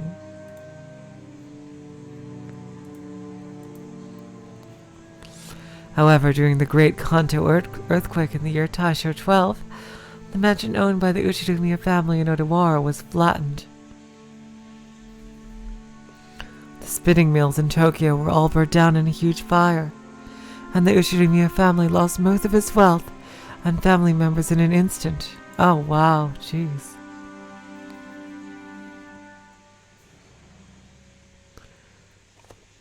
So once they started trying to figure out who the successor to the Ushidamiya family should be, they apparently found no one remaining except Kinzo and his branch family.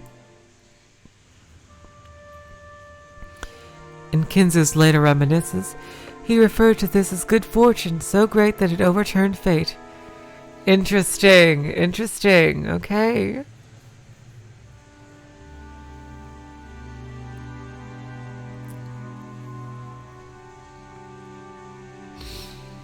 With that, Grandfather's boring everyday life did a 180. He was entrusted with reviving the dying Ushidamiya family, which had lost nearly all of its wealth. However, just because he had been entrusted with this task doesn't mean he could accomplish it. Apparently those around him weren't really expecting much. However, this is when Grandfather began displaying his extraordinary talent and good luck. Grandfather used all of the family's remaining wealth, as well as everything from the hair on his head to his toenails, as collateral in order to borrow a massive amount of money. Once he'd built up a gigantic war chest, he immediately invested in businesses. It was like someone tumbling down a hill on a bike without any brakes, and then jumping on a neighboring bike and then another one. Just some crazy street performance. I'll bet everyone thought Grandfather had no business ability whatsoever. However, after several miracles and turns of good luck, with coincidences piling up and every chance taken advantage of, he was suddenly in control of powerful connections with the occupying forces. At that time, MacArthur and the GHQ were the ultimate authority in Japan. Grandfather, in the twinkle of an eye, began succeeding in businesses under the protection of the occupying forces, quickly becoming very rich. By this point, it's probably safe to say that information, not luck, saved the day. I wonder if this is where his, fondness for Western culture began. I wonder if Beatrice was the daughter of someone in the families of the occupying forces. Good night, Ji-chan. I'll see you. Okay, see you later. Thank you so much for coming.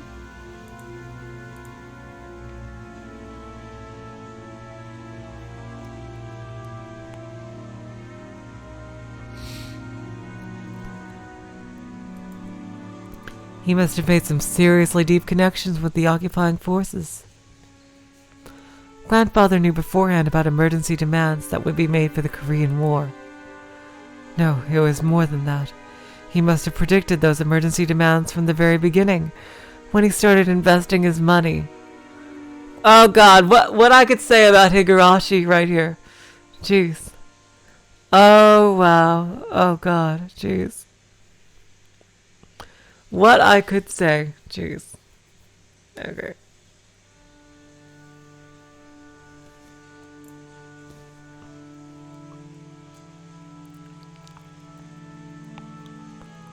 The history books made it sound like all of Japan made a large profit off the emergency demands during the Korean War, but that isn't actually true. Only a very limited number of the super rich played the money game and made an easy profit. Jeez, history repeats itself.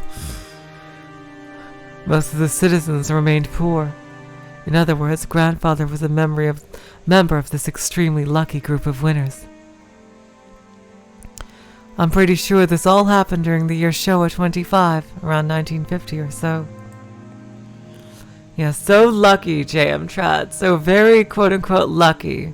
The Great Kanto earthquake happened in Taisho 13, 1924, so that means Grandfather was able to revive the near-dead Uchinomiya family in only about 20 years to a level even higher than it had been before.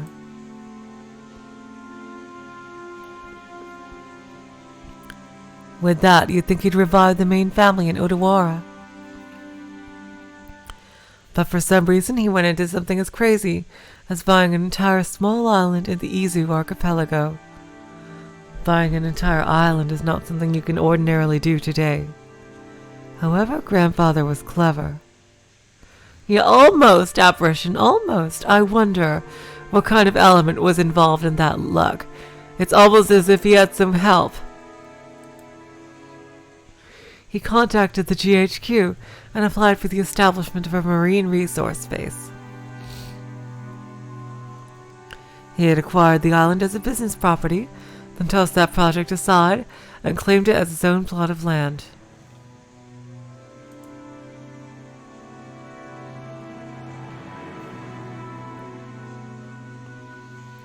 After the war, there were prevention measures against food shortages, and having the sponsorship of the GHQ meant that nobody could oppose him. From what I've heard, the Tokyo metropolis of that day offered this land to him practically for free. Later, Tokyo made difficulties by telling Kinzo to return the land, but the pushy GHQ intervened. Anyway, it seemed under-the-table bribes did their work well. In the end, the city gave up in frustration. Grandfather, with considerable skill and good luck, managed to weather the stormy seas of that period, obtaining a vast fortune in his own island.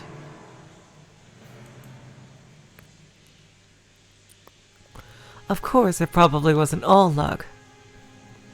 He was obsessed with all things Western, which helped him cultivate his English skills. He was able to use this to his advantage and sink his teeth into the GHQ. A mansion was built on the island soon after. This mansion, in fact. Grandfather, with his love of the Western style, made this once uninhabited island a canvas upon which he could realize his dreams to his heart's content.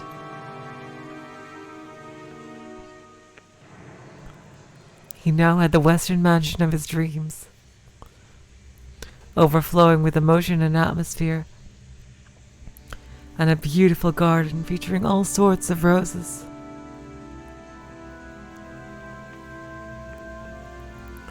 And he had a private beach where nobody other than himself would ever be permitted to leave a footprint. This would be a dream come true for any boy. After that, he made good use of his fortune, becoming a large stockholder in the extremely stable iron and steel industry, and was able to live an easy and comfortable life, just using the dividends. Well, he's just that incredible. This kind of person usually has the ability to foresee and predict the future, or at least that's how they're portrayed after the fact. But Grandfather denies all of that, repeatedly saying that he was simply blessed with extraordinary luck.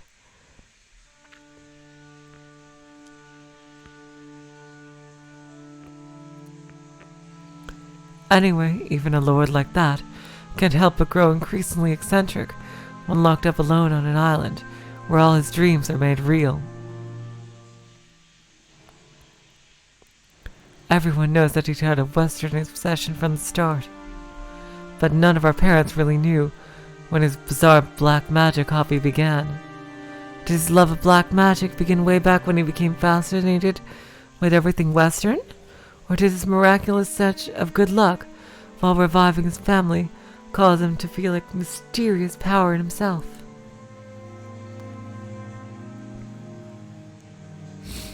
At some point, Grandfather began to make the research of black magic his life's work.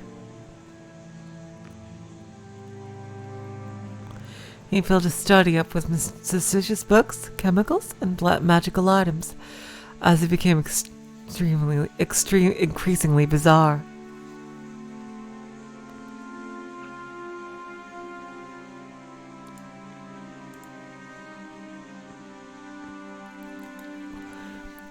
From what I've heard, those around him warmly, maybe, watched over him, figuring that someone who had achieved success in life had a right to do as he pleased, but there's no way that's true. They were probably just creeped out, thinking, that's disgusting, I don't want to get involved. Anyway, that agitated period was an age of big gambles, with both opportunities and risks. Let's say Grandfather was born in this time period. He would have had no opportunities and would probably have advanced like a chess piece, from mandatory education to college at a leisurely pace, never becoming more than an average salaryman. If that happened, he'd probably have sat somewhere, happily talking behind the boss's back. No, not in fancy dining hall like this, more like at a table in some bar. Then again, I'll bet at the family conference would be a whole lot more relaxing if that were the case.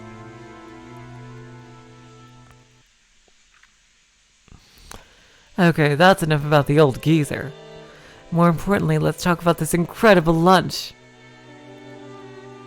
前菜の刺身のサラダで俺はすでに確信してたね。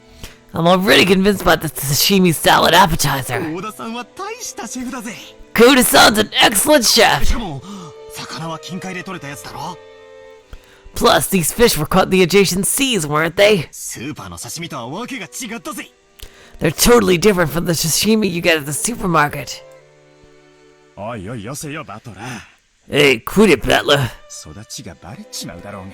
Your upbringing will be exposed. Everyone let out a big laugh. Damn it, you say that even though you love those cheap pubs.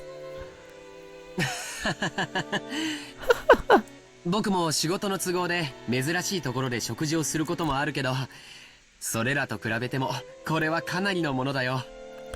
I've eaten at many unusual places because of work, and this stands right up there with the best of them. ゴーダさんは多分その道じゃ少しは知られた人だったんじゃないかな。 I'd be willing to bet Goda-san used to be pretty well known in those circles. よくは知らねえんだけどよ。 Well, I don't know the details. 老舗ホテルでのれん分けだか派閥の分裂だかややこしいことがあってよ。 But stuff got complicated at the long-standing hotel I used to work at, or with them opening a new establishment with the same name and breaking into factions or whatever it was. そのトラブルで辞めざるを得なくなっちまったんだってさ。 In the middle of all that, he was apparently forced to retire. それでその時偶然お袋が使用人の求人を出してたわけなんだよ。 At that time, Mom just happened to be sending out job offers for a servant.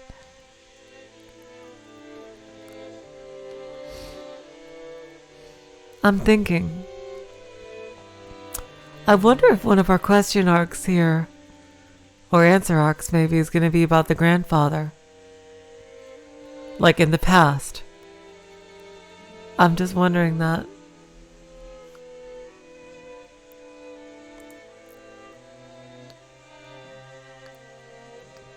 As Goda removed the empty plates, he began to recount his own bumpy past without losing his smile. 世の中というのは難しいものです。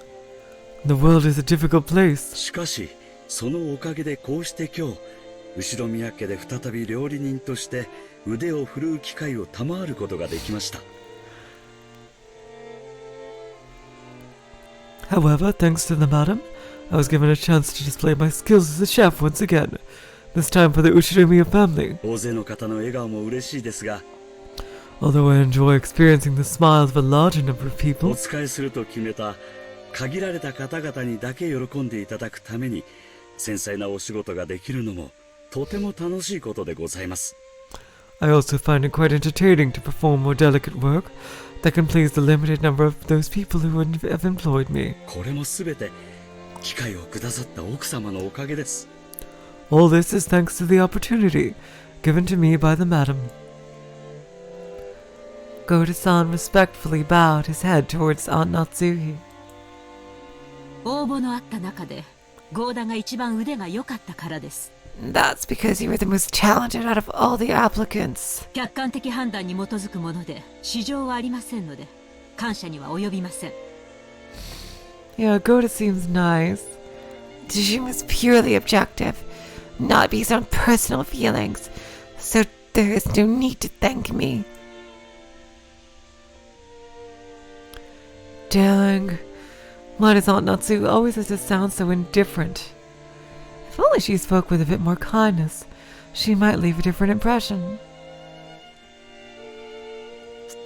Shannon-chan and Kumasawa-san entered from the hallway with the servant cart. 失礼いたします。 Please excuse us. それでは本日のデザートに移らせていただきます。 Now then, let us move on to today's dessert.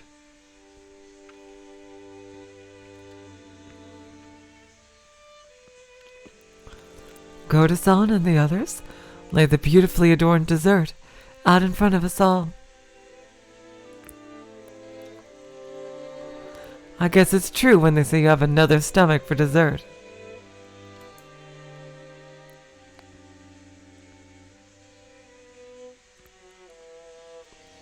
That is true, PDI.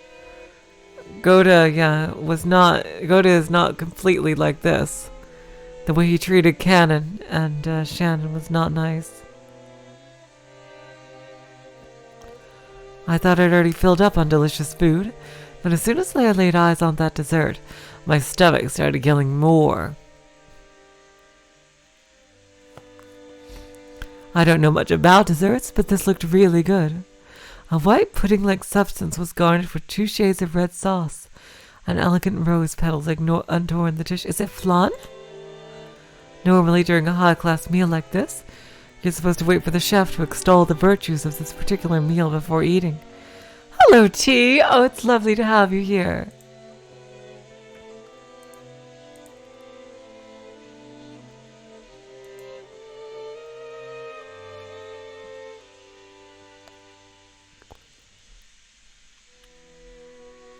However, Maria was completely indifferent to strict rules like that, so she got excited by this beautiful and delicious-looking dessert, jumping into the fray as soon as it was placed before her.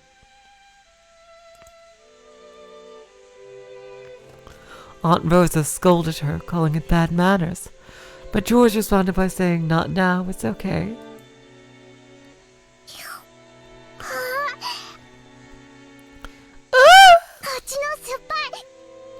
This part's sour.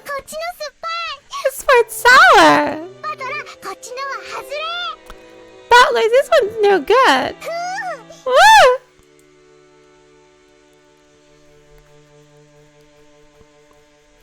Maria exclaimed as she sampled the 2 colored sauces. なんだと？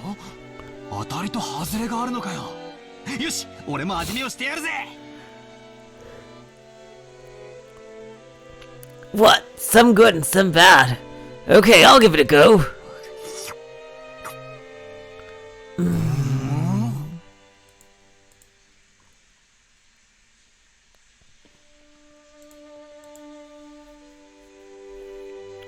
Apparently, one sauce was sweet and the other sour. Despite it being bad manners, I also stuck my little finger in and licked it. Whoa, one of the sauces were sour enough to make you pucker up. If it were yellow, I'd have expected lemon, but I couldn't guess what kind of sourness would be red. Okay, you guys, can you hold? I'm not going yet, but I do have to just take a little bit of a bathroom break. I will be right back ASAP, so it's going to be a little break for now. Okay, I just gotta take a little break. I'll be right back.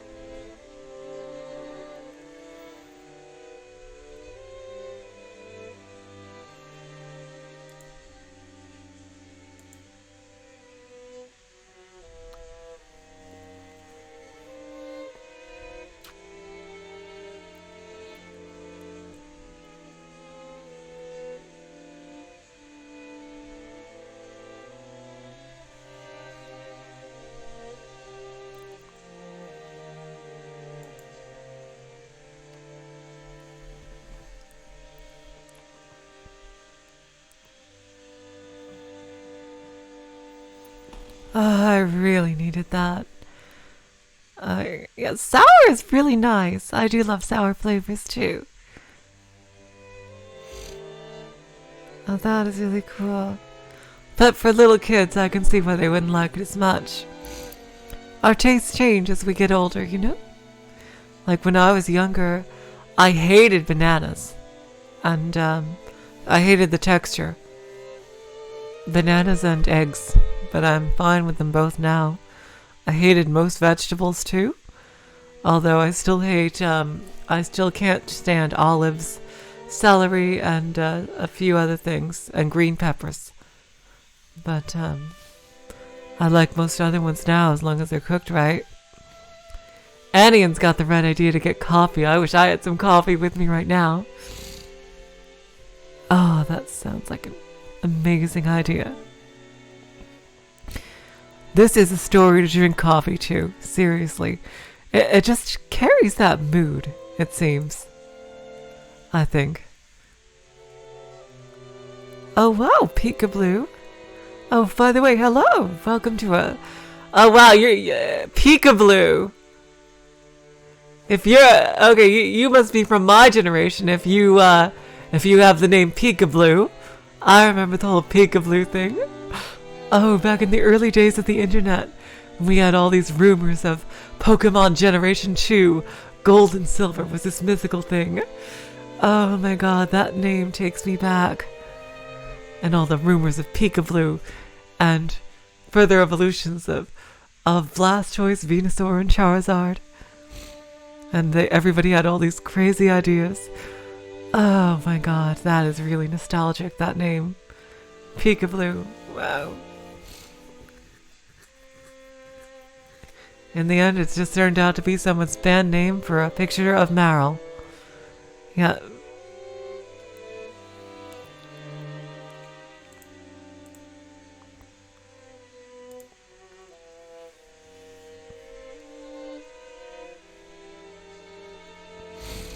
Okay, I think we got that. That was a bit a nice enough break. Let's get back to the story. I'm all ready to go. I decided to ask Shannon, who is putting away the serving cart behind us. Shannon-chan, この酸っぱいのは何のソースだい? Shannon-chan, what kind of sauce is the sour stuff?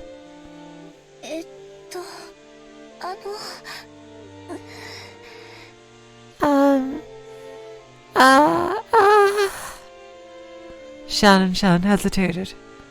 Maybe her job was just to set the table, so she really doesn't know. She's not the chef. That I really hope she's not scolded for not knowing this. She's not the chef. It's not like she made the dessert. Still, even considering that, she seems pretty stressed. Maybe I shouldn't have asked. Whether they used some ingredient we'd be better off not knowing about. While Aunt Natsuki made a gesture that seemed to indicate an oncoming headache, Kumasawa-san, who was setting the table at the opposite seat, began to chuckle. What do you think it was made out of? Oh, it'll shock you. What? 全然わかんねえぜ。I don't have a clue. というか、熊沢のばあさんがそういう笑い方すると不気味でならねえぜ。Wait a sec, Kumasawa-ba-san. That laugh's pretty creepy. 何なんだよ、正体は。So what is it? 内緒ですよ。Don't tell anyone, okay? お耳を拝借。Oh, apparition, you had mocha. Oh, that's one of my favorite flavors of coffee. Listen very carefully. Kumasawa-san leaned across from the other side of the table. I leaned forward myself when she asked. Their interest caught. Jessica, George Aniki, and of course Maria also put their ears closer. Oh! What? What? Quickly! Quickly! この酸っぱいのはですね。You see, this sour pot is made from? 実はお魚のサバの絞り汁ですよ。What? Are you serious? Juice squeezed from a mackerel. Oh. What mackerel? That's crazy, we all thought, horrified. Only Maria accepted it, nodding sagely. Oh? Mackerels are sour. This is what comes out when you squeeze them.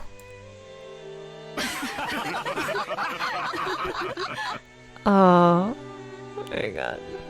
This is too nice of a moment. Something bad is gonna happen, I know it. And later on, oh god. When Maria started clamoring that mackerels were sour, The adults were unable to contain their laughter. 違うわよ。酸っぱいのはしめ鯖でしょ。Wait. What?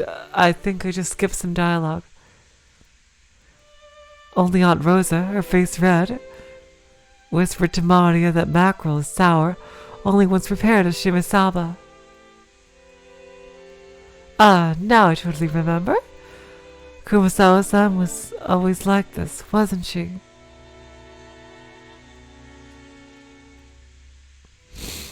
I think I remember tricking me too in all sorts of ways when I was young. The most lethal has gotta be this one. Those flimsy black things in Chinese dishes. They're kikurage mushrooms.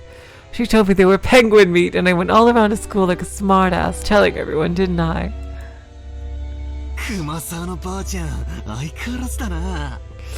Kumasawa-ba-chan, you sure haven't changed. You know Maria's gonna believe it now, right? 冗談ですよ。It's just a joke. 今からゴーダさんがソースの正体を教えてくれますからね。Now Goda-san's gonna tell us where the sauce really is, won't he? Goda looked a little put off about his masterpiece being laughed at for such a bizarre reason. But after clearing his throat once, he introduced the dessert to us. それではデザートのご説明をさせていただきます。Well then, allow me to introduce our dessert. 本日はご来賓の皆様が大層お気に入りでございましたバラの庭園にちなみましてパンナコッタをローズガーデン風に仕上げてみました。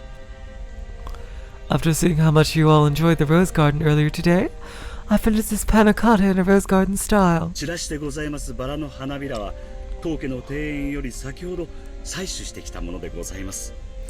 The rose petals scattered across were selected just now from that very rose garden. ソースはストロベリーとローズヒップの2色の赤をご用意しました。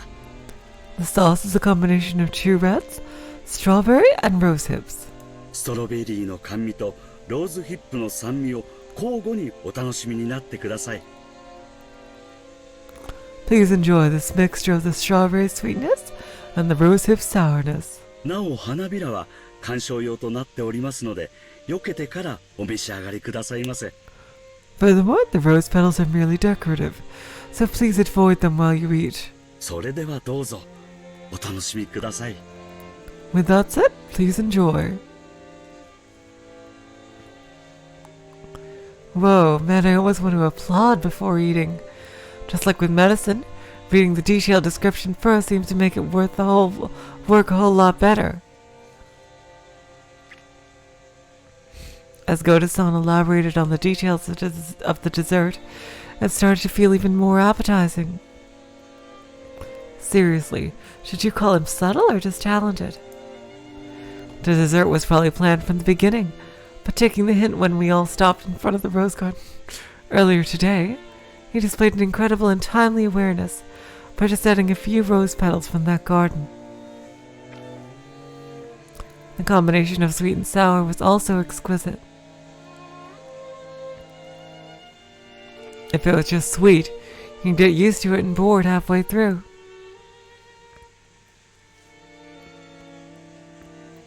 But if you reach the sour sauce at that point, you get a really vivid taste.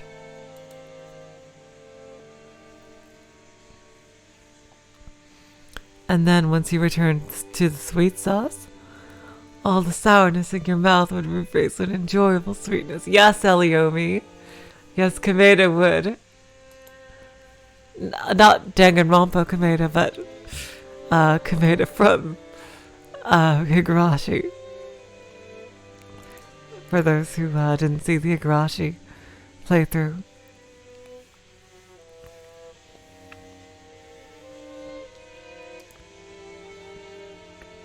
I'm sure everyone else felt the same way.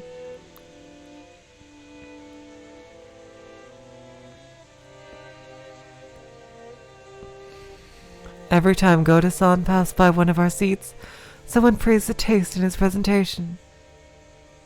いかがですか、奥様? How is it, madam? 相変わらず見事です。Splendid, as always. お客様をおもてなしするに値します。He's worthy of entertaining our guests. 恐れ入ります。I'm most grateful for your words. 奥様、ご存知ですか？ Madam, did you know? ローズヒップには頭痛に効く効果もあるそうですよ。I've heard that rosehip has the ability to cure headaches. 奥様に特にお気に入りいただけるかと思い、特別にご用意させていただきました。I thought that you in particular would appreciate it, so I had it specifically prepared. そう。Is that so? ありがとう。Thank you. ほら言ったでしょ、夏日姉さん。See? Did not tell you, Natsuhine-san. ローズヒップは頭痛に効くって。Rosehip is great for headaches. みたいね。So it seems. 効くといいんだけど。I do hope it actually helps. Huh. ゴーダさん、あんたには惚れるで。Goda-san, I love you. なあ、後であんたの待遇を聞かせてや。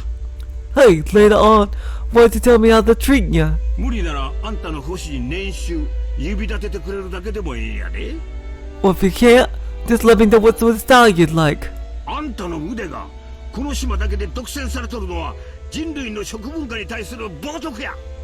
Having your talent confined to this small island is sacrilege to humanity's cooking culture. その腕、わしの会社で振るってお客の皆さんを喜ばせてみる気はないかのう。What do you think about working your craft for my company and delighting all our customers? 秀吉さん。Hideyoshi-san, うちのゴーダを引き抜かれるのですか？ are you trying to steal away our Goda? これは困った。 Now that won't do at all. ゴーダの待遇をもっと良くしないと引き抜かれてしまいそうだ。 We better start treating Goda better or I'll get snatched up. そうした方がいいわね。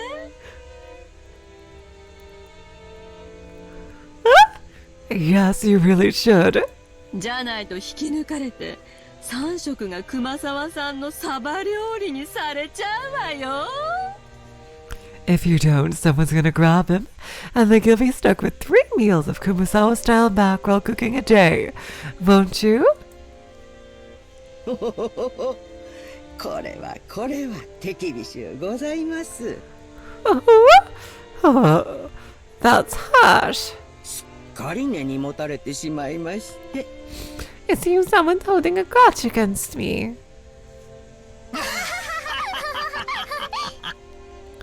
Oh! Everyone let out a huge laugh. All according to Jessica, Kumasawa-san's mackerel jokes are a running gag that our parents had long since gotten used to.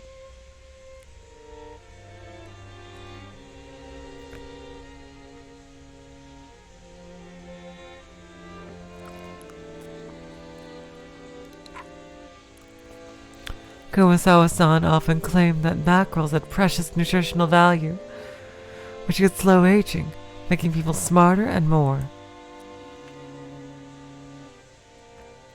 Supposedly, while it couldn't stop the outward signs of aging, it helped prevent aging on the inside. Since she was still spirited enough to tell these kinds of jokes at her age, there might be something to that theory. それでは失礼いたします。 In that case, if you'll excuse me, 夕食にはふるって prepare yourself for tonight's dinner. たくさんのサバ料理をお召し上がりいただきますので、どうぞご期待くださいませね。 I'll be cooking plenty of mackerel dishes for you all, so you better be looking forward to it. 期待してるよ。We sure will. 今晩はしめ鯖でキュッとしゃれ込みたいぜ。 Can't wait to get all puckered up from tonight's shimasaba. それは素敵ね。 That sounds wonderful. ついでに日本酒の美味しいのも出てこないかしら。 I wonder if they'll be serving any good Japanese sake. ございますよ。 Oh, we certainly will. 六軒島名物のサバ焼酎なるものがございまして。Haven't you heard of Rokujiva's famous mackerel shochu?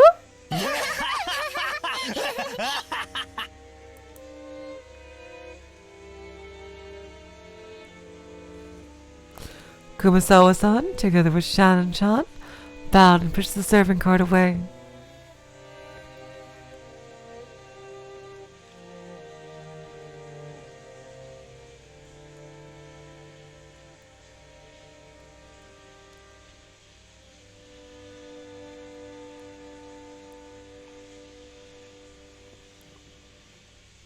It was pretty funny to watch Goda-san, who looked like his show had been stolen.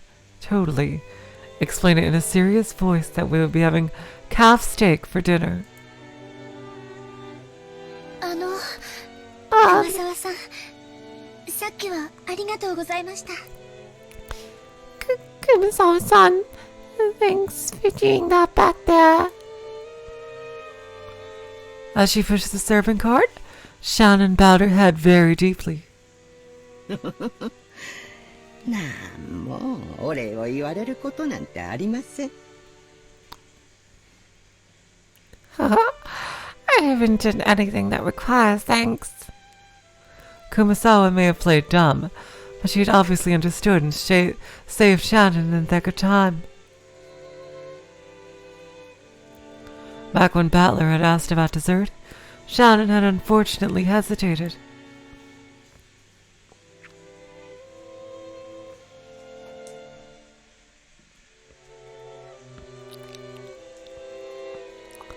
There may have been several ways to dodge the question, but all of them would have required some quick wits.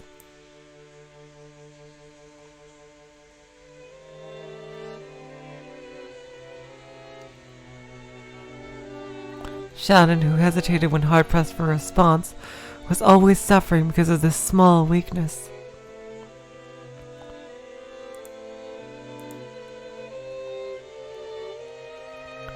If only Shannon had a little of the craftiness needed to cleverly shake off a mistake like Goda, her life would have been a bit easier.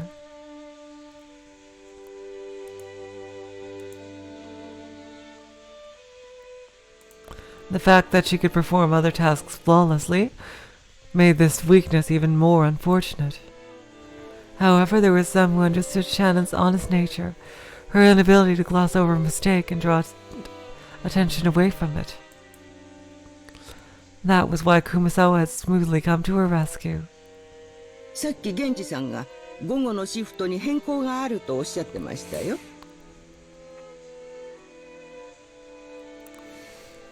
I just heard from Genji-san of the change in afternoon shifts. 確かシャノンさんは夕方までお休みがもらえたと思いました。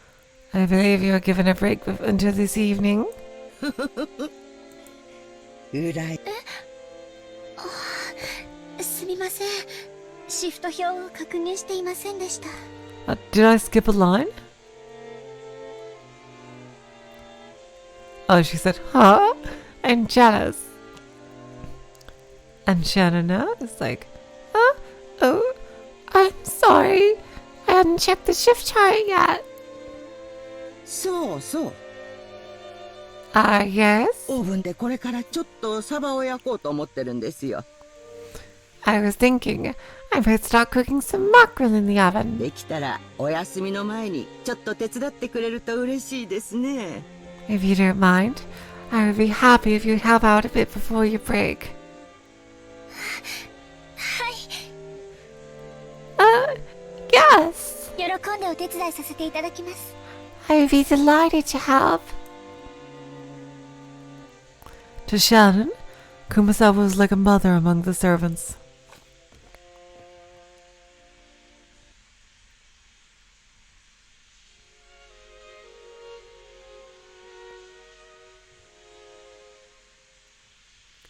The dining hall needed to be cleaned up, so we were chased out.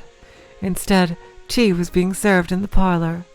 Apparently, they prepared the black tea that Aunt Rosa had bought on Natsuhi. Maria said she also wanted to have some black tea, but my old bastard said she couldn't and told us children to go play outside. バトラ君、みんなで表に散歩に行かないかい？ Battler-kun? Maybe we'll go for a walk outside. バラでも見に行ったらえ Go ahead and take a look at the roses or something. え。でも天気には十分注意するんやで。 But keep a close eye on the weather. 空はまだ明るいが、天気予報は降る降ると繰り返しちょる。 The sky's still a lot clearer, but the weather report keeps on talking about rain.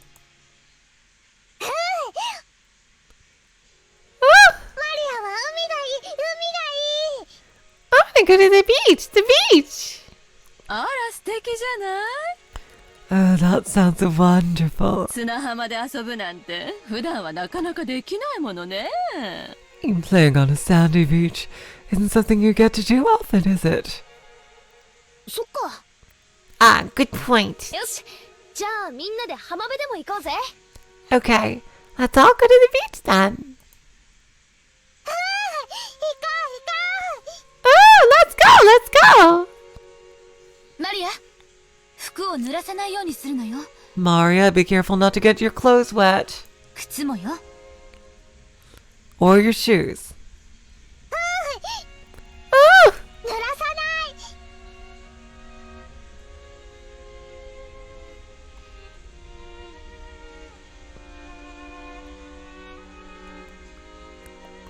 Oh, won't get wet. 素直で可愛い。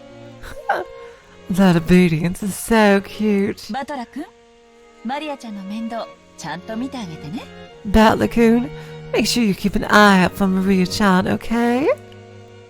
おうよ、任せろ。 Sure, leave it to me. ほう、お前もキリエに頼まれると素直で可愛いじゃねえか。 Hey, you're pretty obedient and cute yourself. Listen to Kyrie like that. たまには俺の言うことも素直に聞いてみろよ。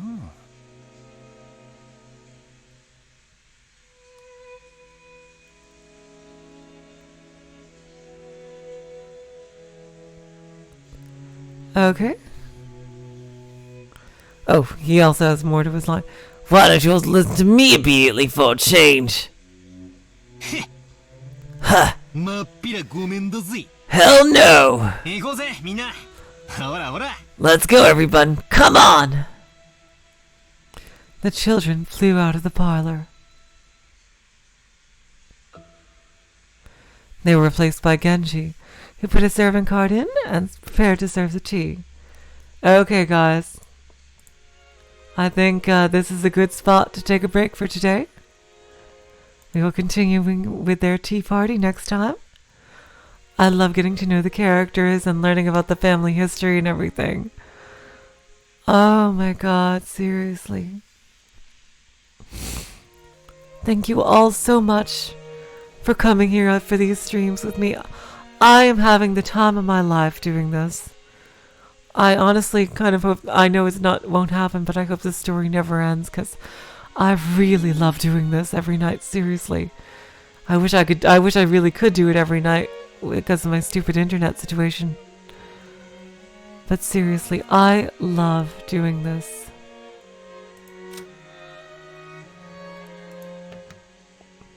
It's a good spot to stop? Yeah, I thought so. I thought so too. Yeah, it seemed like when they went their separate ways here. Thank you guys so much for stopping by. Like, the average watch time, 55 minutes, seriously. So many people stuck around for so long. Thank you so much. We had like 21 people at our peak, and that is amazing. That is just amazing. My god. I just can't even, like, you guys are all incredible. So until 2 days from now, I will be counting the hours. And I will also say, so long, farewell, auf Wiedersehen, goodbye. You are all the sweetest of hearts. Good night.